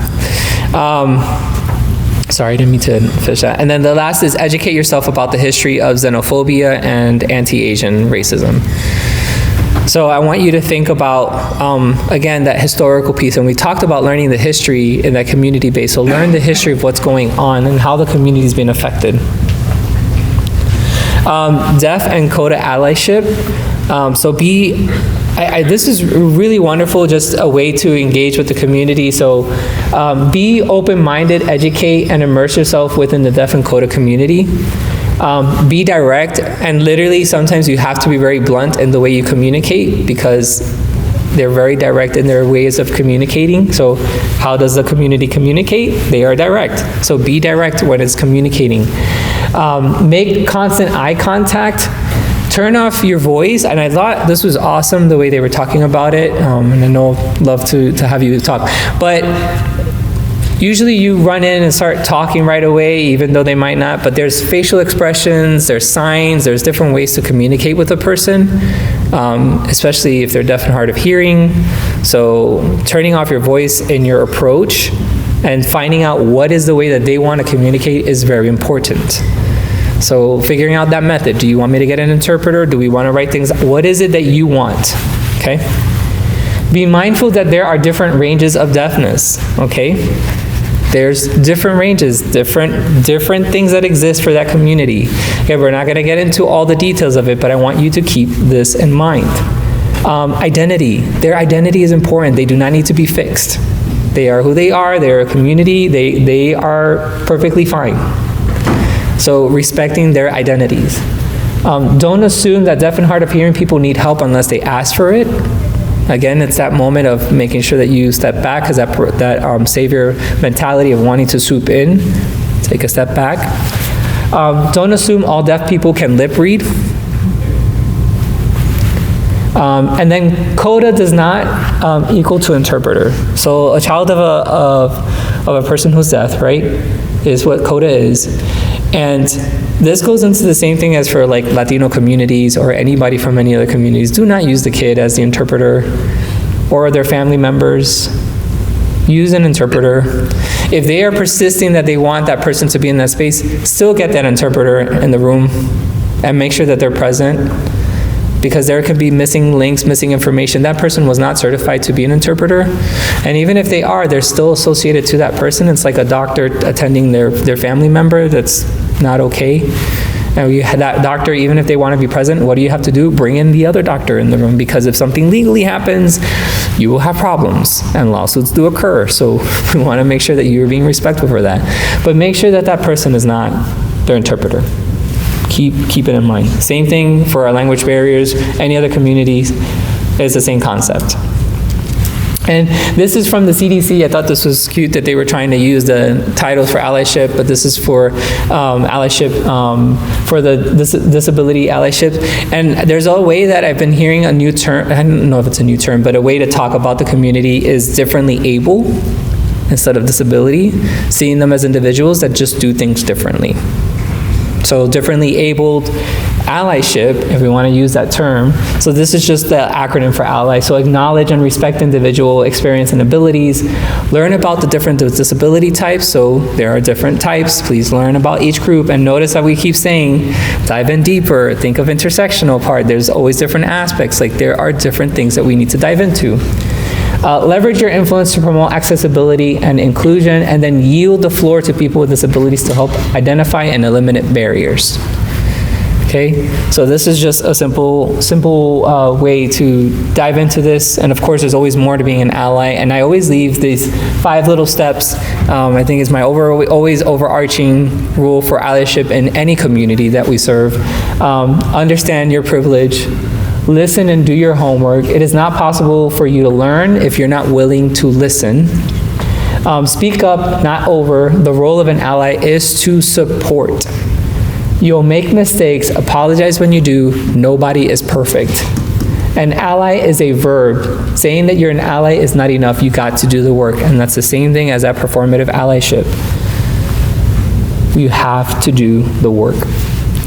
And then, like I mentioned, they'll be able to send you the PDF file of this, and this is where you'll see the plethora of links to go to so you can see some of this information. I appreciate your time. We got to go to our next part. I hope we're doing good with time. Okay. I am going to ask our panelists if you could please join me up here, and we will get started with our questions.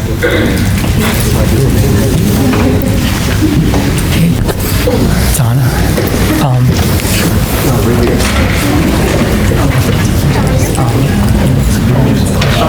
if we do that, if not, then we have to figure out a way to.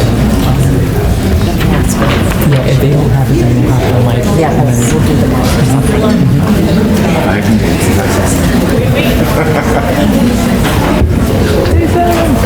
Thanks, Isaac. That was nice. Thank you. How are you? I'm good, good. Good. Nice to meet you. I'm on. How are you? I'm doing this for a long time. Nice to meet you. Jason, can you give me that microphone real quick? I would love to. There are index cards on there, and we have to be out by 12:30. Okay, I'll make sure. Yeah.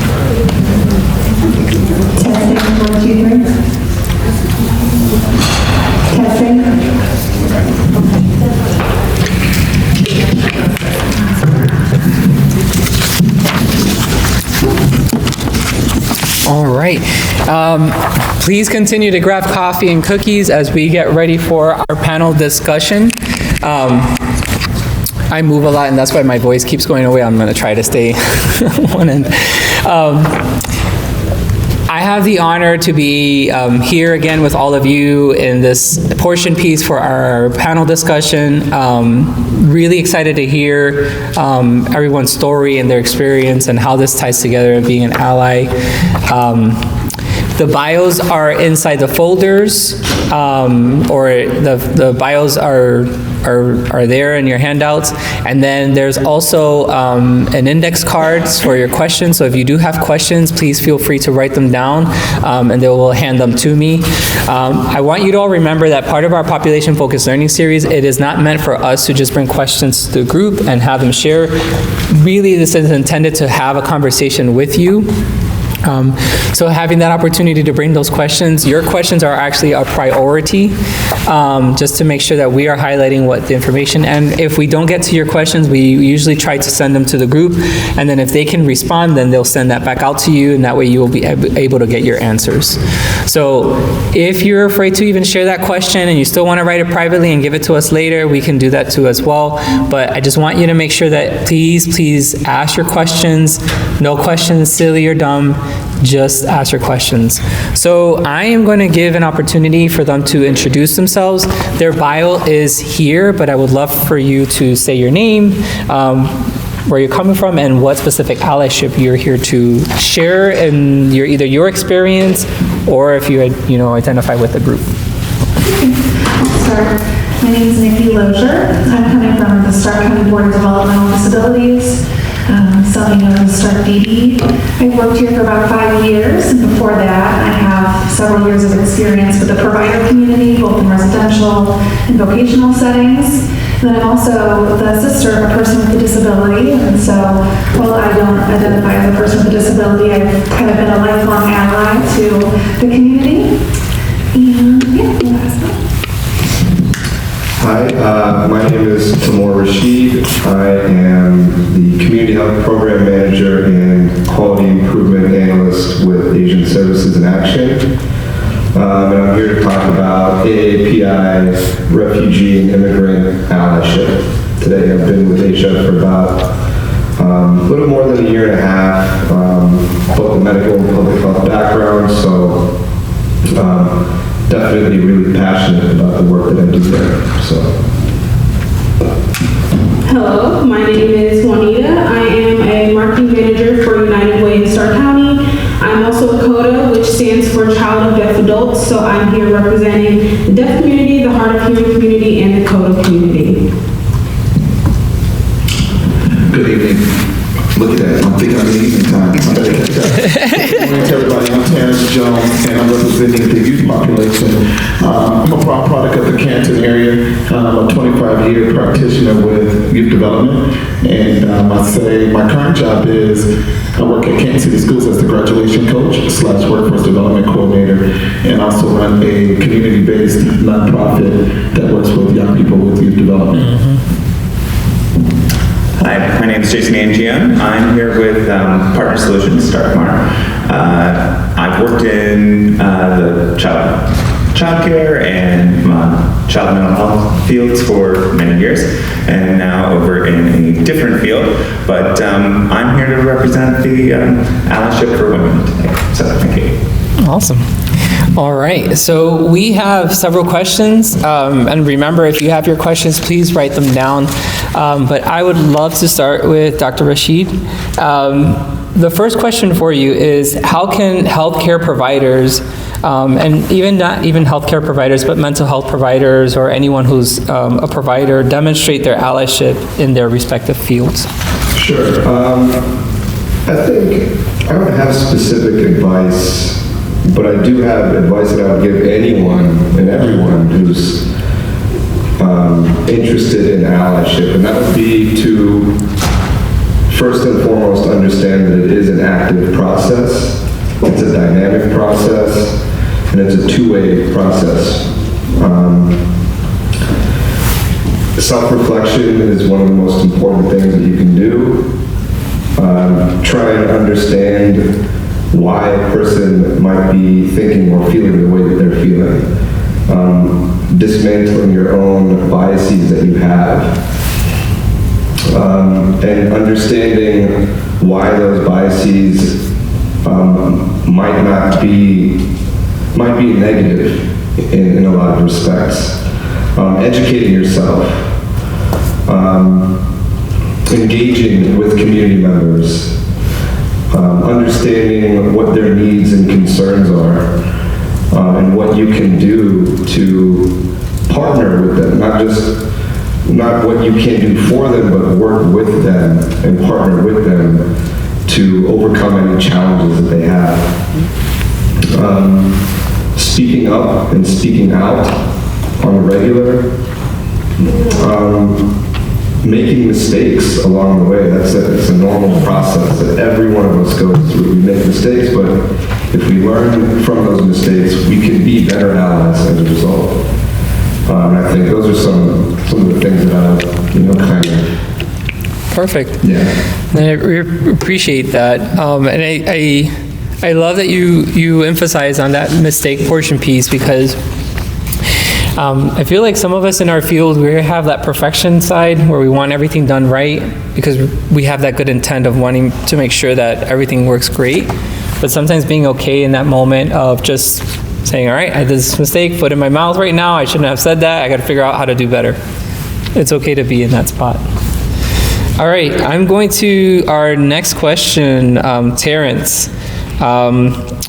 For your first question, what advice do you have to better understand the power of our youth? What advice? Well, I will tell you that we're living in a time now, unfortunately, where there are several kids, and a lot of kids have, as we just talked about earlier in the slideshow, the positional power. I hate to tell you that a lot of kids are running their households, particularly at the age as early as 8 years old. Case in point, with the organization Simply Youth, we offer a summer day camp, and with that summer day camp, we were following a registration just the other day, and we had contacted a family, and the mother said, hold the line, I'm going to use you as an example, Juanita. So Juanita's the mom, I'm the son, Terrence. Hey, Miss Juanita, we wanted to follow up and see if Terrence was going to participate in summer camp this year, because he was participating last year, and it happened, this was about 20 after 8 last night. She said, hold on, Terrence, do you want to go to camp? And Terrence said, no, I did not want to go to camp. They walked too much, and whatever else he had said in the background. But it blew my mind, because how in the world are we in a time now where this positional power, can an 8-year-old make that decision to decide that they should participate in a structured summer academic enrichment, recreational activity that will engage them and empower them and put them in a position to be ready for school in the fall to say, no, I'm not interested. So, to answer your question, what advice do I have to better understand it is to understand that the kids are the key, that it is important for you to be able to really understand who they are, what their likes are, their dislikes, their weaknesses, and whatever the situation that's going on with them, and not to directly address it, but find a very unique way to make the connection with them, because I hate to say it, too many of them have this such thing as this positional power, and their mind is perceived power, and then it ties into something long-term when that train wrecks, because now when they realize that the reality is they have no power, it's some more issues compounded on top of that, if I'm making some sense. I do see some heads nodding, so hopefully I'm making sense. Okay. That was a really good answer, and you got a smart kid there to work with if they do join that summer camp. Be like, I'm gonna have to do some negotiation. All right. My next question is gonna be for Juanita. How has your advocacy through social media, like TikTok, helped increase allyship for your community? So my advocacy actually started on accident. I uploaded a dancing video with my mom, and obviously there was some signing in it, and didn't think anything of it, just posted it. It ended up blowing up. So people were really fascinated with, deafness and my mom signing and understanding like, oh, she can dance, like, oh, what is the deaf community? Like really wanted more information on this community. And so I really gained to understand that social media is such a powerful tool for giving information. So I started using social media like TikTok to really just show people a different perspective into the deaf world, and really talking about my experiences growing up as a CODA and educating people about how to be involved and how to be supportive and learning ASL. So that's really how I use social media, just to cultivate that environment for people who also are CODAs and also can be that voice for their parents, and also for people who want to learn more about the deaf community. Awesome, I appreciate that. And I know social media, especially TikTok, there's a lot of conversation going on with that. If they were trying to ban it. I think North Carolina just put a law right now because they're trying to ban. Don't know how they're going to do that. But I do like that perspective because, and it's interesting because TikTok has an interesting algorithm that you can fall into rabbit holes. I don't know if you've ever been on TikTok. And you could find certain things. So I'm assuming people have caught into your page and then fall into other more knowledge, which is great because now people are able to share their stories. And I think it's a really good way to bring awareness because you might not have access to go to a person's house, or you might not have that opportunity, but there is a window to see. And hopefully while you're adjusting your programs, you can then think of, I noticed that this is something that's important to the community. Are we including this aspect into that? So I do think that, and it ties into even for youth too as well, because a lot of the messages that they're getting it on social media. So it's very important the way we message that too, for them to be able to understand, who cares and who's willing to help them out. So I appreciate that. We're going to go to our next question. Nikki, so what are some examples that systems can demonstrate allyships for the community? That's such a good question. I would say, first and foremost, the most important thing is to acknowledge and identify that there's gaps in our knowledge and gaps in just in the way that we demonstrate allyship, both on a personal level and a systemic kind of way, that even people who think you've got it so perfect, there's always room to grow and to do better. So once we've acknowledged that, we're aware of that, I think to focus on accessibility. I know, Isaac, you've talked about making sure that we're wheelchair accessible, or the door is big enough, or the bathroom's accessible. But also, are your trainings captioned? Do you have closed captions on your trainings or at your conferences? Is that something that's accessible to the community at large? Do you have interpreters when appropriate? Do you guys have, fidgets that are available for people who maybe are neurodivergent? That's something that might benefit them in a capacity, whether it's in, one-on-one supervisions or in, your mental health casework or in your trainings, whatever that might look like. And then also having opportunities for education, both at a personal and whether it's the whole agency level, learning more about the disability community and what that looks like. And sometimes, we don't even know what we don't know, right? And so having those opportunities to be informed and to get that education is really important. And then then, at the very least, something that we can all do is just to treat people like people. And so when you have a person, they're not quite sure, maybe they're acting a little different, or treat them like a person first. Ask what they might need. And, that's a first step in going a long way with increasing that allyship at a systemic level. Yeah, there was one thing that you mentioned, and it's interesting because I had it in my notes, didn't even get to that part. When we talked about inclusive language, when you mentioned like captions, the font size of certain materials, is it readable, or are we adjusting to specific needs? So I appreciate that you brought that up too, because I think when you highlighted that part, it like sparked up, and I was like, oh my gosh. So even the materials that you're using, because like when we have PowerPoint slides, notice like certain colors, certain things need to be able to be at a certain angle, visual effect too. Sometimes it's hard to get everything that you want in there, but even having those mindset of the people in the room, because different disabilities exist, and so we have to make sure that we're capturing that. So I totally appreciate that you brought that up, because that ties in so well with what we're trying to get to. Thanks, Nikki. All right. Before we move on, does anybody have any questions? And if anybody has not written down, does somebody want to ask a specific question? Putting you on the spot now. And don't worry, you don't have to stand in front of the camera, so you can stay there. Oops. That's it. All right. So, yes.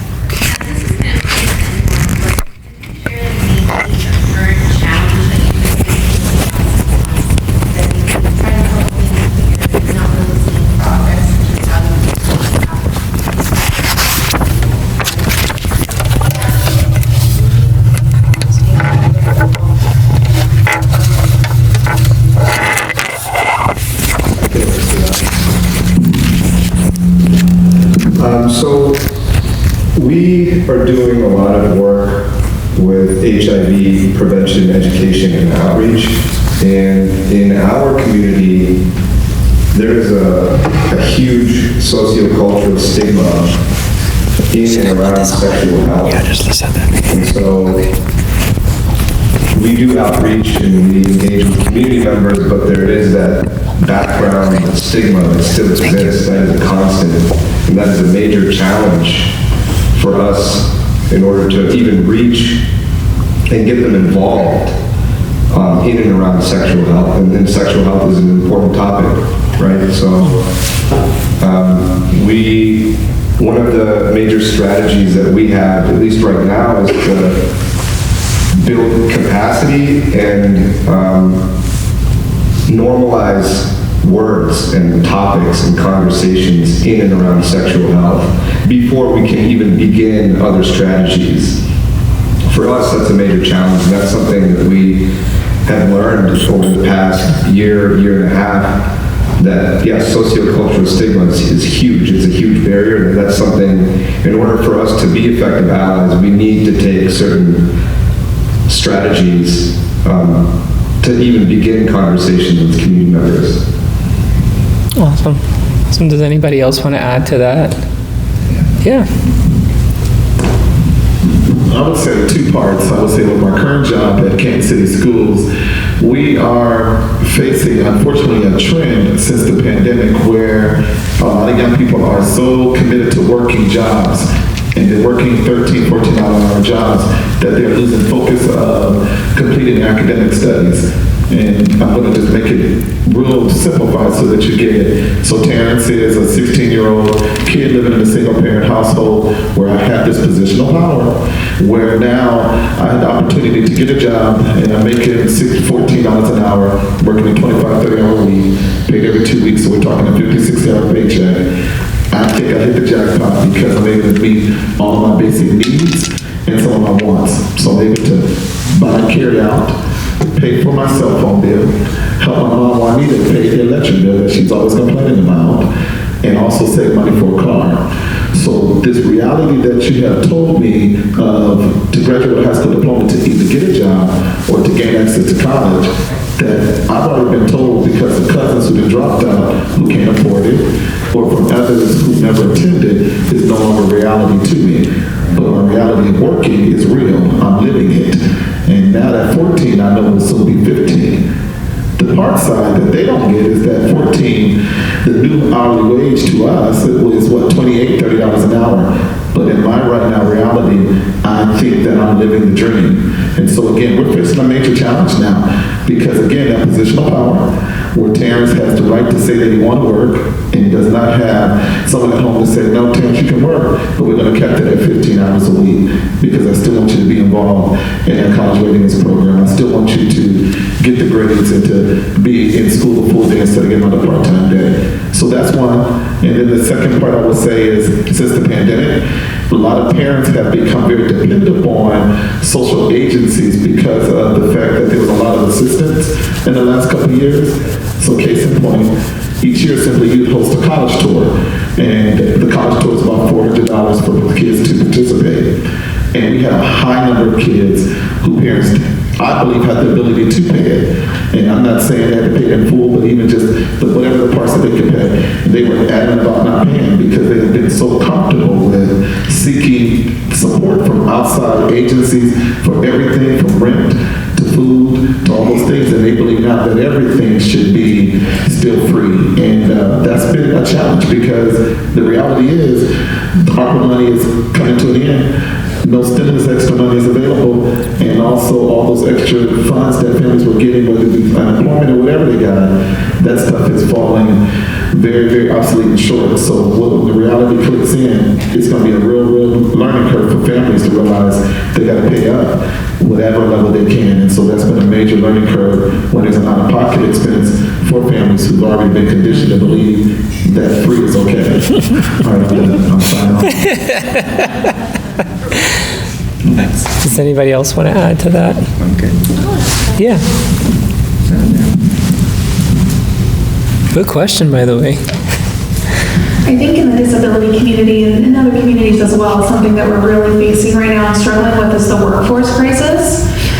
So we have like a real lack of provider support for our community. And so many of the people that we serve at Start DD and just disability community at large, we really depend on provider support to get, the basic necessities of life. So, as far as healthcare goes, mental health care goes, you can't make those appointments without provider support. You can't get there, you know what I mean? And so it's really provided a huge obstacle for people to live their best lives and to be healthy and to be safe. And those deficits, so we're going so long without that care. And then jumping right back into it has provided a huge obstacle. So it's something that we at Start DD are really trying to support our provider community and building them up, but it's also supporting people in the mental health field and helping them understand where that deficit may be. So you might be getting clients that really need the care that haven't had care in a long time, and how to kind of support those people in a successful way. So something Stark County and Ohio and really the country, we're really struggling with in this particular field. Thank you. All right. So we are going into, we're going to go into our next question. Before I move on, again, I'm going to check in. Does anybody have a question? This is a time and space for you. So if you're thinking about it, formulate it, write it down, but bring those questions forward, because really this is a conversation for you and the panelists to talk about this. All right. If we don't, we'll move on into our next question then. So Jason, what do we need to do to engage and inspire allies for women?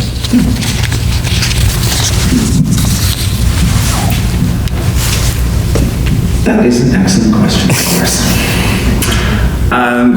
So when I think about engagement, I think about what's a tie-in for people to be able to relate to. So first we need to be able to relate to people. So as a child of the 80s and 90s, I grew up watching Beverly Hills 90210. Excellent. And I remember thinking as a teenager watching that Brandon Walsh was just like this paragon of equality and standing up for, women and all that good stuff. And if I rewatch it, which I have, it's creepy. It's very creepy how he engages with the opposite sex of that. And so, as far as engaging others in that conversation, if I'm talking to people around my age, they at least know what that show is, and it provides a pretty good example. You'd be like, you remember when he did this? That was weird. That was not cool. And now that we know better, we get to do better. So I think that's where the message comes in, is we know that there are certain things that we have done, that we've been taught to do, that we, like, honestly, chivalry is a really good example. Do you only hold the door open for the ladies, or do you hold the door open for everyone? Do you, like you're saying, savior, that savior mentality, do you rush in to save every time something goes amiss, or do you stand back and allow people to stand up for themselves and take the steps that they need to take? Because you don't want to inadvertently disempower people as you're trying to help. And to your point, sometimes the best help is to stand back and wait. And so, engagement and an inspiration, I would hardly call myself inspiring, but Brandon Walsh clearly was. So. Yeah, just being able to talk to people in a very real way and explain, hey, everyone's got a mom, everyone's got a sister. Well, not everyone, I don't have a sister, but everyone knows women in their life, and do we want to treat people equally? Do we want to make sure that everyone has same opportunities, or do we really just kind of want to hold on to that power and not share, and the people that you care about and love don't get that power as well? Yeah. I love the aspect of shows, and I don't know about you, but if you've rewatched shows from the 90s and there are moments that you're like, were we okay with this? Like, were we fine? Like, I'm like, there's a lot of traumatizing things that are happening here and we didn't even realize it. We're like, oh, that's so cool. And then you watch it, you're like, oh my gosh, that's not okay. It's interesting, but I love that you brought that perspective, because earlier I mentioned the cultural change, because the way you grow up, the surrounding neighborhoods and everything that didn't exist, you learn and you practice that. But as awareness comes up, all of a sudden the changes start to happen and you're like, wait a minute, maybe I gotta like rethink this through, because I'm starting to notice some of the patterns that were existing that were not okay. And so then you're able to talk about that, but that change doesn't happen unless people don't talk about it more. So it's not an overnight shift. This took years in the making for these conversations, because a lot of old recordings of people talking about these same topics in the 90s were pointing out the same thing, saying the same thing, and no one was listening to them because they were like, you're just being too sensitive, you don't get it. They're becoming woke, and nobody wants that. And so it's interesting, because the more you see it, the more you're like, no, wait a minute, like, we really gotta make some of these changes, because it really does affect, and you can see the results of those attitudes, because those fruits come up and you're like, ooh, there's a lot of problems that I'm seeing even more heightened because of what the messages that they were receiving back in the day. But they could be simple shows too, and say certain simple things through it, but it just creeps through, and then you're like, oh, there it is. I appreciate you bringing that up. I encourage anyone to watch old shows that you loved, because sometimes it is heartbreaking and shattering, and you're like, oh gosh, I can't believe this happened. And some of them might be relatable and great, and just a fun way to rewatch another show. So find them out, look them out. I appreciate that. Thanks, Jason. All right. So we are going to go back to Dr. Rashid. My next question for you is, what is often a challenge when working with other organizations and agencies to provide support for the AAPI? So I think it's important to know the communities that we serve. So we serve primarily the AAPI refugee and immigrant population, both in Akron and Cleveland. And the majority of them have low literacy, are limited English proficient, and deal with sociocultural barriers. And so sometimes when interacting with other organizations or agencies, especially if it's the first time that we're meeting with them, they might not take these barriers into account. They might not be even dealing with these barriers to the same degree that we have to deal with them on a daily basis. And so, sharing resources, information, and best practices can be an issue when communicating with agencies early on. For example, an agency or organization might give us information that they want us to disseminate in our community, but they might not take language barrier as, an issue. We might need to get material translated. We might need interpreters present for the people that can't read. And that's just one example. But, usually that isn't the case all the time, but that is something that we've encountered. Perfect. Thank you so much for that. And yes.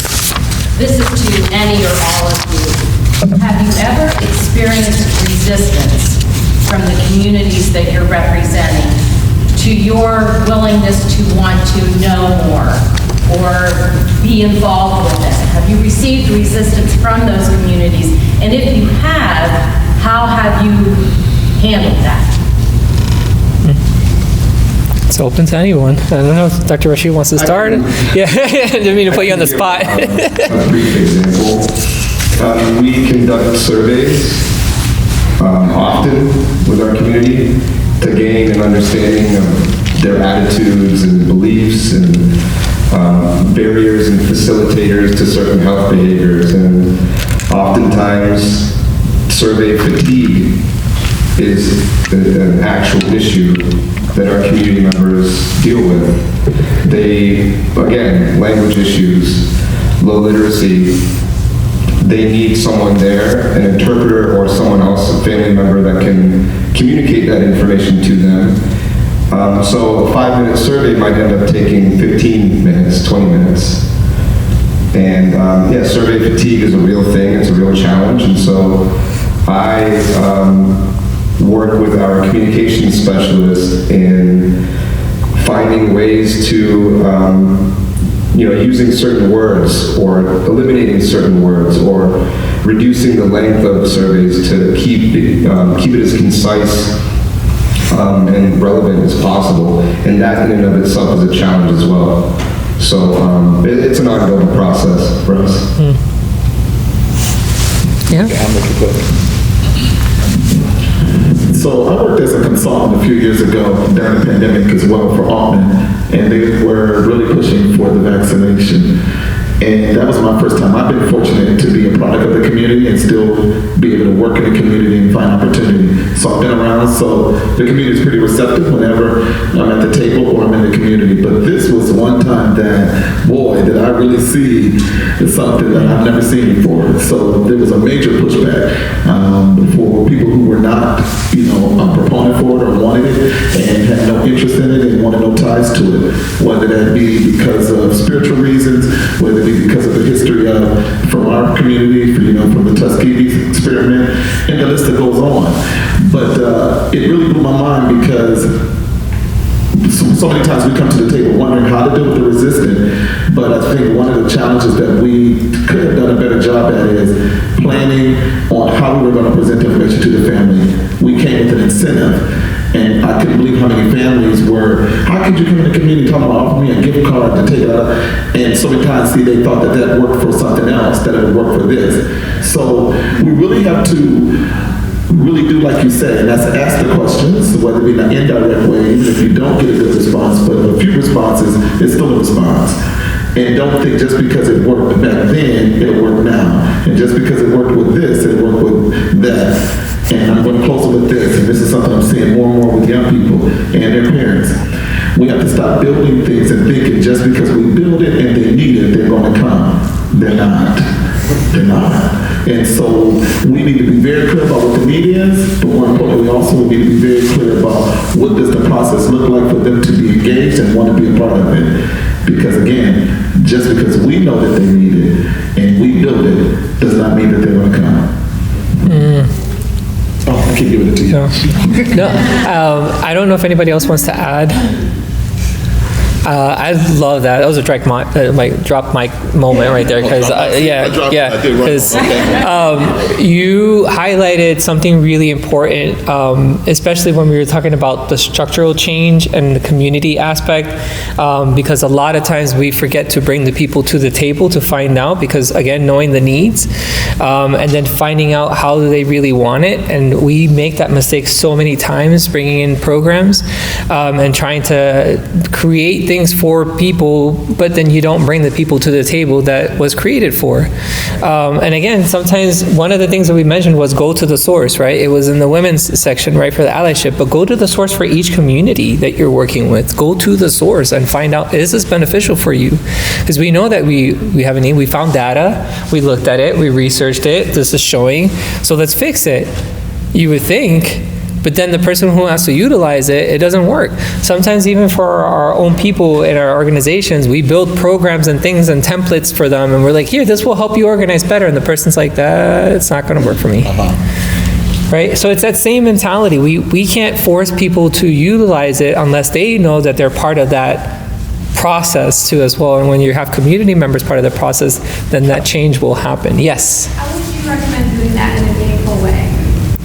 So I'm gonna see if the panelist wants to add to that before I add to that.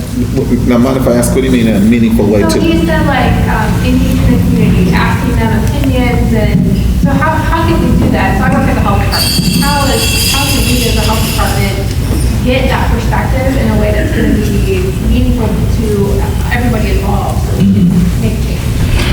Well, I'm a firm believer that I guess in the work that we are in, no matter the population you serve, you should know who you're serving. And so with that being said, we have frequent flyers, no matter whether it be in education, health department, whatever the department is. You build relationship. You know the ones that are being transparent, that will be straight direct, whether they're short with you or the ones that are on top of things. I guess I'm on the board of Life Care Community Community Health Clinic, and we're posing the same thing. But I would say to you is do it casually. Just say, I'm a case in point, if I'm a patient at the health department, I'm stopping to get whatever. Say, hey, Mr. Jones, whenever you get a chance, I want to ask you something. And I'm like, what? And whatever, and say, whatever it is. So, we're thinking about doing, vaccination before the school year starts for kids. Do you think that we should come to the community or should we come to the school? I'm just winging it right now. And I would tell you, no, don't come to the community because where you going to go? I would say that. But my point is casually do it and do it where it is there is no agenda but just to know. Like, not that we're starting, not that whatever it is, hey, not even trying to sell it. Too many times we try to sell things which we don't really need to. Pose the question, give the facts, get an answer, and then the next time you talk, you see Miss Juanita. And again, just do it in a casual way. Don't even act like you are taking notes. It's not, you want to do this, as I say, as casual as possible, and so that people don't really think that it's already a done deal, because that's another trust thing where you're only asking them on the survey because you're just doing this because I need to do this for my job, and we need to get the input. With blah, blah, blah. People know that, so in their mind, I'm just going to fill it out because it's a done deal. This is just formality. So do it with a very calming way, but it's also called a less intrusive way and a less demanding way. And I think you'll get the few results, which are better than no results, or as we would say, fake results. Thank you. Yeah, I love that. There was, I'm going to bring COVID-19 into this because there was a panel group that happened. It was led by the community, and I had two choices. I could look at the flyer and go, I won't go to it. I kind of know what some people are guessing. Or I can go to it and say, I want to hear a little bit more detailed of what people are really feeling about certain things. Again, I work at a health system. I really should know what's happening because we have community health workers serving different people, and I need to have some of that insight, because if they're getting challenged by some of this, I can then talk to them and say, you know what, I've been hearing these conversations happening in a very casual way where it wasn't me that was leading it, this was the community itself leading it alone, and I was just invited to the table to hear. And they had a lot of people there with difference of opinions, of people who got COVID and still didn't want to get vaccinated, for people who said to get vaccinated, for people who wanted to use holistic methods. peaceful conversation between everybody, but such wonderful insight in such an honest way possible of some realities that were existing in the communities. And you can see the heads shake on certain things, on who was agreeing with what was happening. And just that observation alone, it was just a real good insight on how do we approach this when we're having the conversation, and how do we make them feel valid in their opinions? Because a lot of times we want to change them right away and be like, no, you need to do this because this is going to help you. And then you're not listening to what I have to say. And so it was really useful to be able to tell people, okay, let's step back on how we're approaching this, because we're coming in heavy and we're coming too strong, and we gotta bring it back. We're not listening to the people. And I love that you said that approach of that casualness, because that is the best way to, literally it is the best way to get those kind of response of just talking to the people when they need it. I feel like, do you have a question or do you want to add? Can I just add to that? Yes, you can. I think it goes back to what Isaac mentioned about the cultural competency, understanding of the culture of the people that we serve or that we're connected to. So right now, I think our world is just somber. How many of you woke up this morning and you were excited to see the sunshine, even though it was cold? It put a smile on our faces. And we're used to now just being somber. So now, if I know statistics and data is always negative in my culture, I need to hear something different to get me sparking alive in me. So I would say, as a cultural competency, looking at ways to bring people together, talking to them when the sun is shining, and asking them what they need. And I'll add to that, it's very hard to be able to relate to something that you know little about. So, again, we know who we're serving. And if you know you're serving a diverse population or lower moderate income families and things of that nature, you need to be, and I'm going to say you need to be intentional about forming an advisory board. You need to be intentional about providing an opportunity, whether it be hire advocates, where people who, if I come to the health department, I'm one of your frequent flyers, hey, you know, Mr. Jones, we got a new program we're doing called Community Advocates, and this is me winging this now. And I'm going to say, for real? Yeah. All you do is you meet with us once or twice a month, and you get $1,000 a year. Huh? Now I'm a low moderate income guy trying to raise 2 kids. You're talking about $1,000, and the only thing I do is meet with you twice a month. And then in that, you've hired someone from the community, you've having somebody having a seat at the table, you're making it worth my time, and you're benefiting from it, because what is $1,000 to your budget? And my point, you can get 5 of us, whether it be Hispanic, whether it be Black, whatever the demographics that you need. And that's the problem I see a lot with Stark County. We hire who we think are best qualified, which I know we do need that, because of the fact that you have to bring the people with the expertise and the education, because they're the experts. But at the end of the day, education can only get you so far when it's time for the application and practitioner work. And so you meet them where they're at and pull some people who actually live it and understand it to have a seat at the table in their own indirect way, but also make it worthwhile in a win-win. Because the challenge we're having real quick at the high school, growing Hispanic community, and very exclusive, and we're wondering why our soccer team is not doing well. Well, we need to get a Hispanic guy to help coach soccer, because they want to play soccer, but there's a language barrier. But I'm done talking because I know, but that's what, that got you. Yeah, go ahead. No, go ahead and ask the question. Well, it's not a question. Oh, okay. It's just 2 words. Go ahead. Maybe that's what the program that we're involved with. It's shared decision making. Shared decision making. Shared decision making. Because back to your point, if you build it from what you think a community needs, it may not come. Yeah. So it has to be shared. I think we're going to change the movie now. So if you build it, they may not come. So Part 2. I worked for a dentist back in the 90s. And his saying, and it's so true, don't build a health clinic or a dental clinic in that case if what they really want and need is a bowling alley. That's a really, really good way to put it. And then I appreciate the stuff there.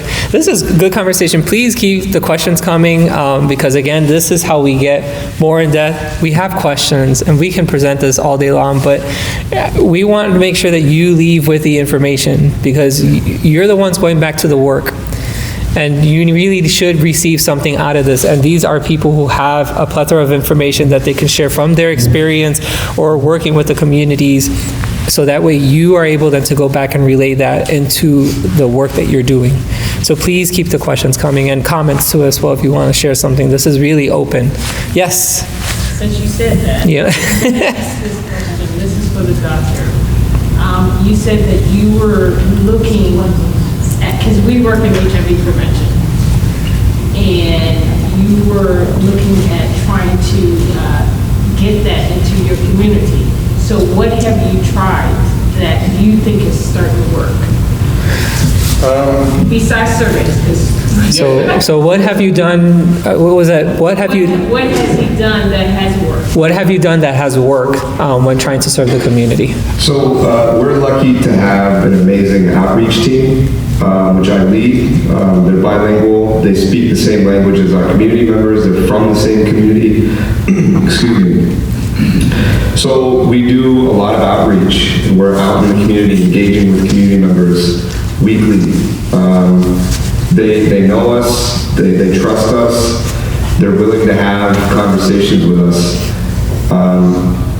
which has been huge, which is one of our ways to get in and start having these conversations around sexual health, around HIV prevention, concepts that a lot of the community members are not even aware about. But it's because we have a strong outreach team. Our CEO kind of coined this relentless outreach is what we do. We're out in the community, out at events, out engaging with them regularly. So there's a lot of trust that we've built with our community members, both in Akron and Cleveland. So that's something that's helped us and that continues to help us moving forward as we kind of strategize. And it is a dynamic process. It's constantly changing. But right now, with the strategies that we have, being out there in the community has helped immensely. Awesome. Thank you. All right. We got another question in the back. Yes. Add to that, oh, yes. Heidi Bloom, Robert Finn, Social Security Administration. She does a phenomenal job of not only you're talking about getting that involvement. Yeah. She reached out to me with Social Security. So she's bringing agencies to her service and getting that service, because it helped me understand, okay, what are the different dynamics, that I need to be aware of. With the SSI program, for an example, some of the individuals will have a full family, right? And then with SSI, there's different ramifications because of that.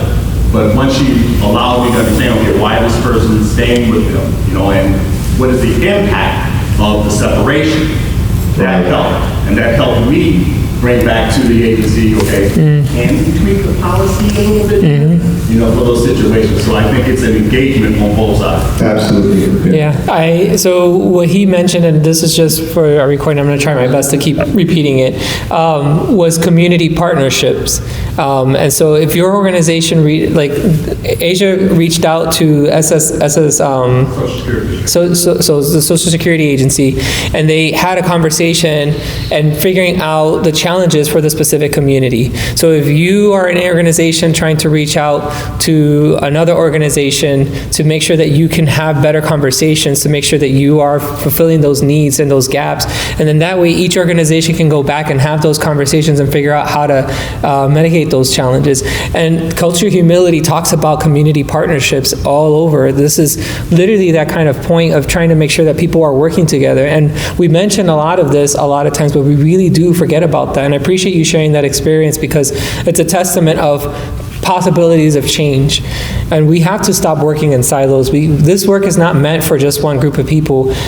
Notice that even for this allyship, it is not meant for one person. The whole change has to happen when everyone is part of that change and mimicking that. So that cultural shift, because it's going to take years for us to see the results, but it will happen if we are continuously doing this work, and we have to be constant. So thank you so much for sharing that, and thank you. Does anybody else have a comment, question? And again, I want to make sure that we're giving you an opportunity. Yes? So, while we may be the experts in our own community and background, and anyone can answer this, what steps do you take to understand your personal communities better? And how would you encourage others to learn more? And this just comes off of, my grandmother was Filipino, and I realized I don't know very much about my Filipino background. So my husband got me a cookbook, and it talks about, I am Filipino cookbook, and it goes through so many different cultures that were influenced in the PI that I had no idea. I didn't realize, that there was actually a large Muslim population in the Philippines. And I'm like, I had no idea. So what steps are you taking, and what steps do you take to understand your own personal cultures and community better to help advocate? So what steps are you taking to learn about your community to be a better advocate? Sorry, I'm trying to paraphrase.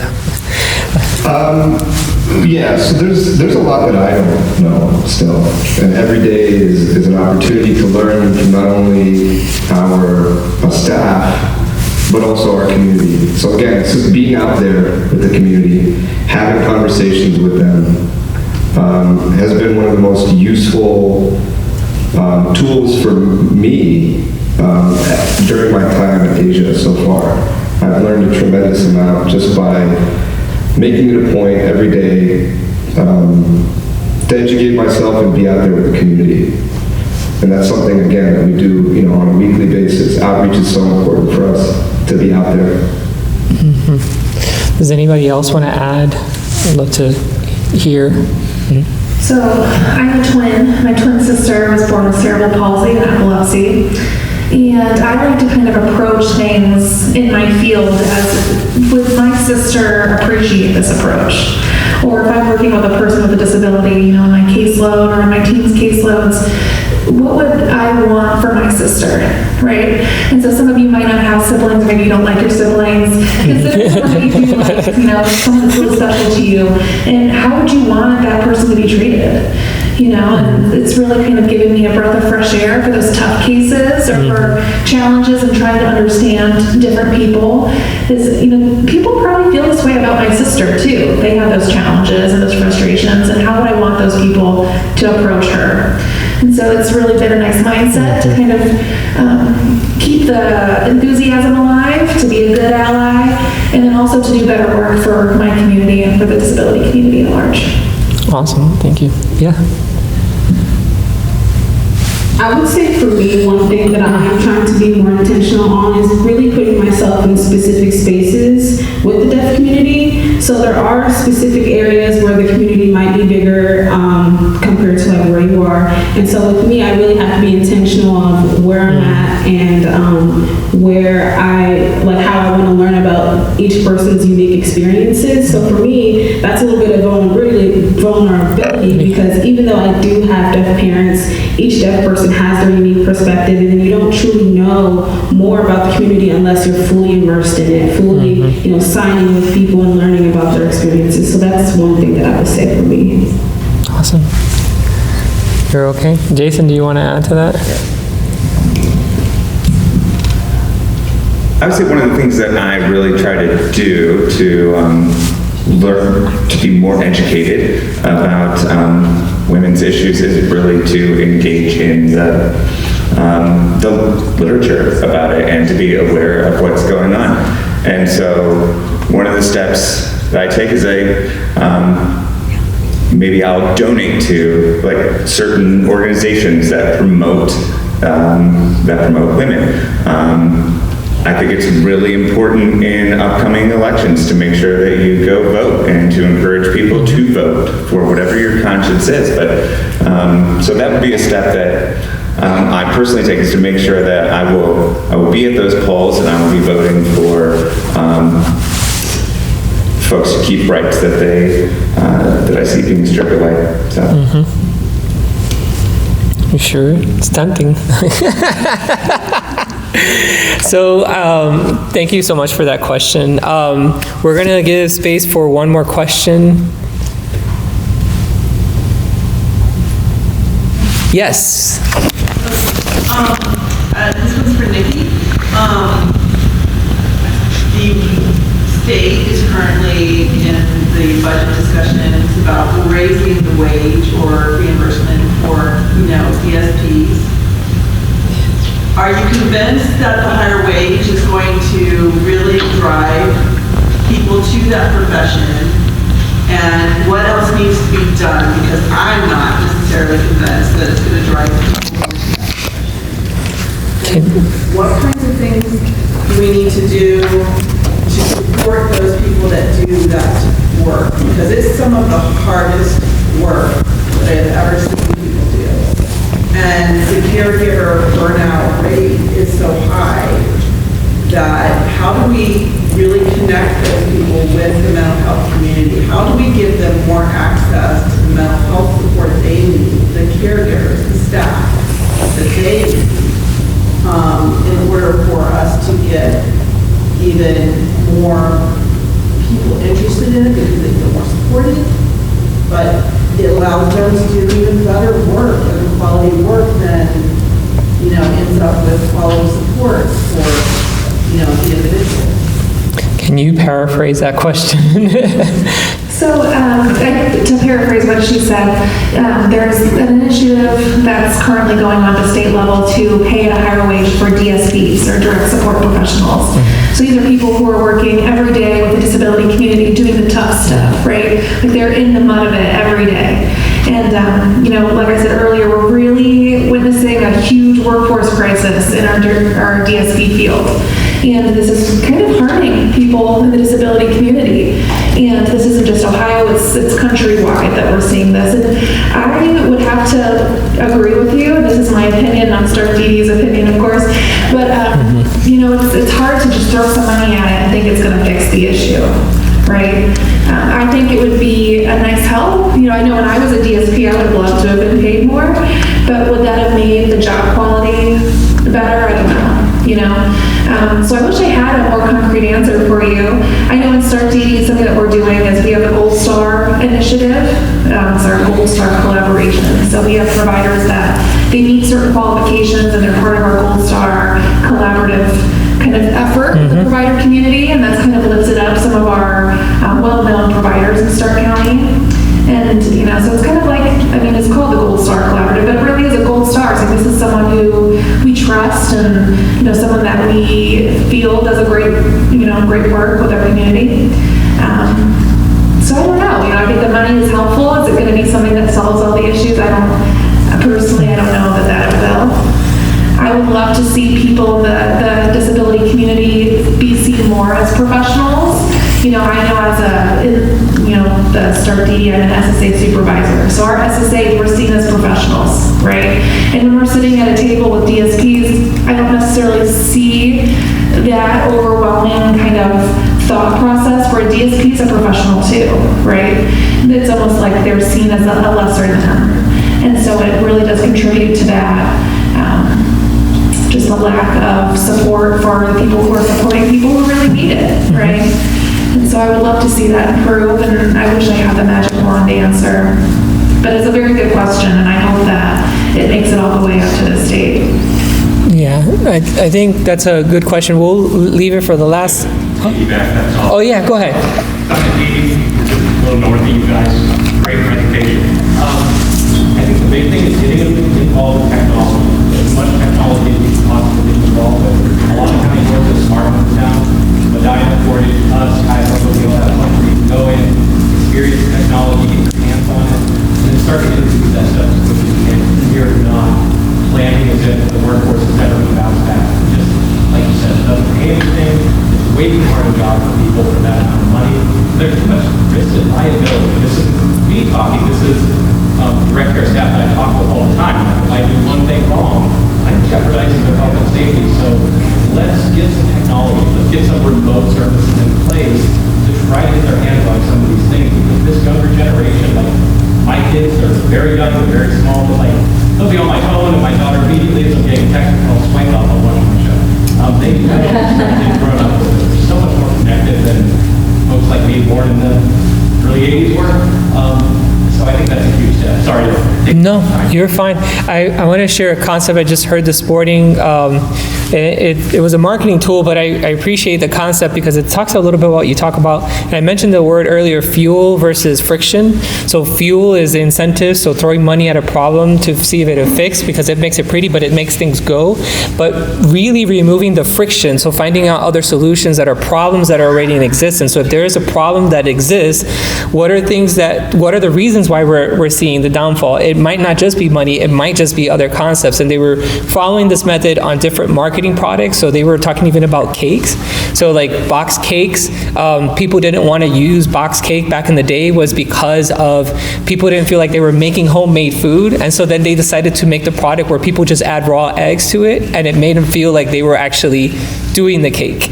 So simple marketing tool, they started figuring out what the friction was and not trying to reduce price sales or make it available for people, which is that fuel, but they figured out what the friction was, that people just didn't feel connected to the product, so that's why they didn't want to use it, and it took them time to figure that out. So I think even those kind of strategies will help in what we're doing in our organization. What is fueling our product, but then what are frictions that we need to remove so people can actually utilize the programs that we have in our services. So I leave that there. We are at time. I appreciate every single one of you for your voices. Please continue to share your voices. And remember, there is a survey. Please do the surveys that we have so we can figure out, I know we talked about survey fatigue.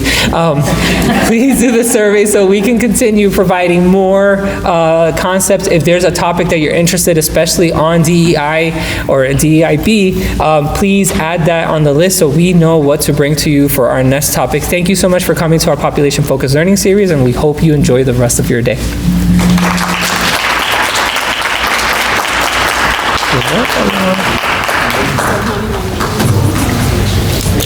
Good job, Jason.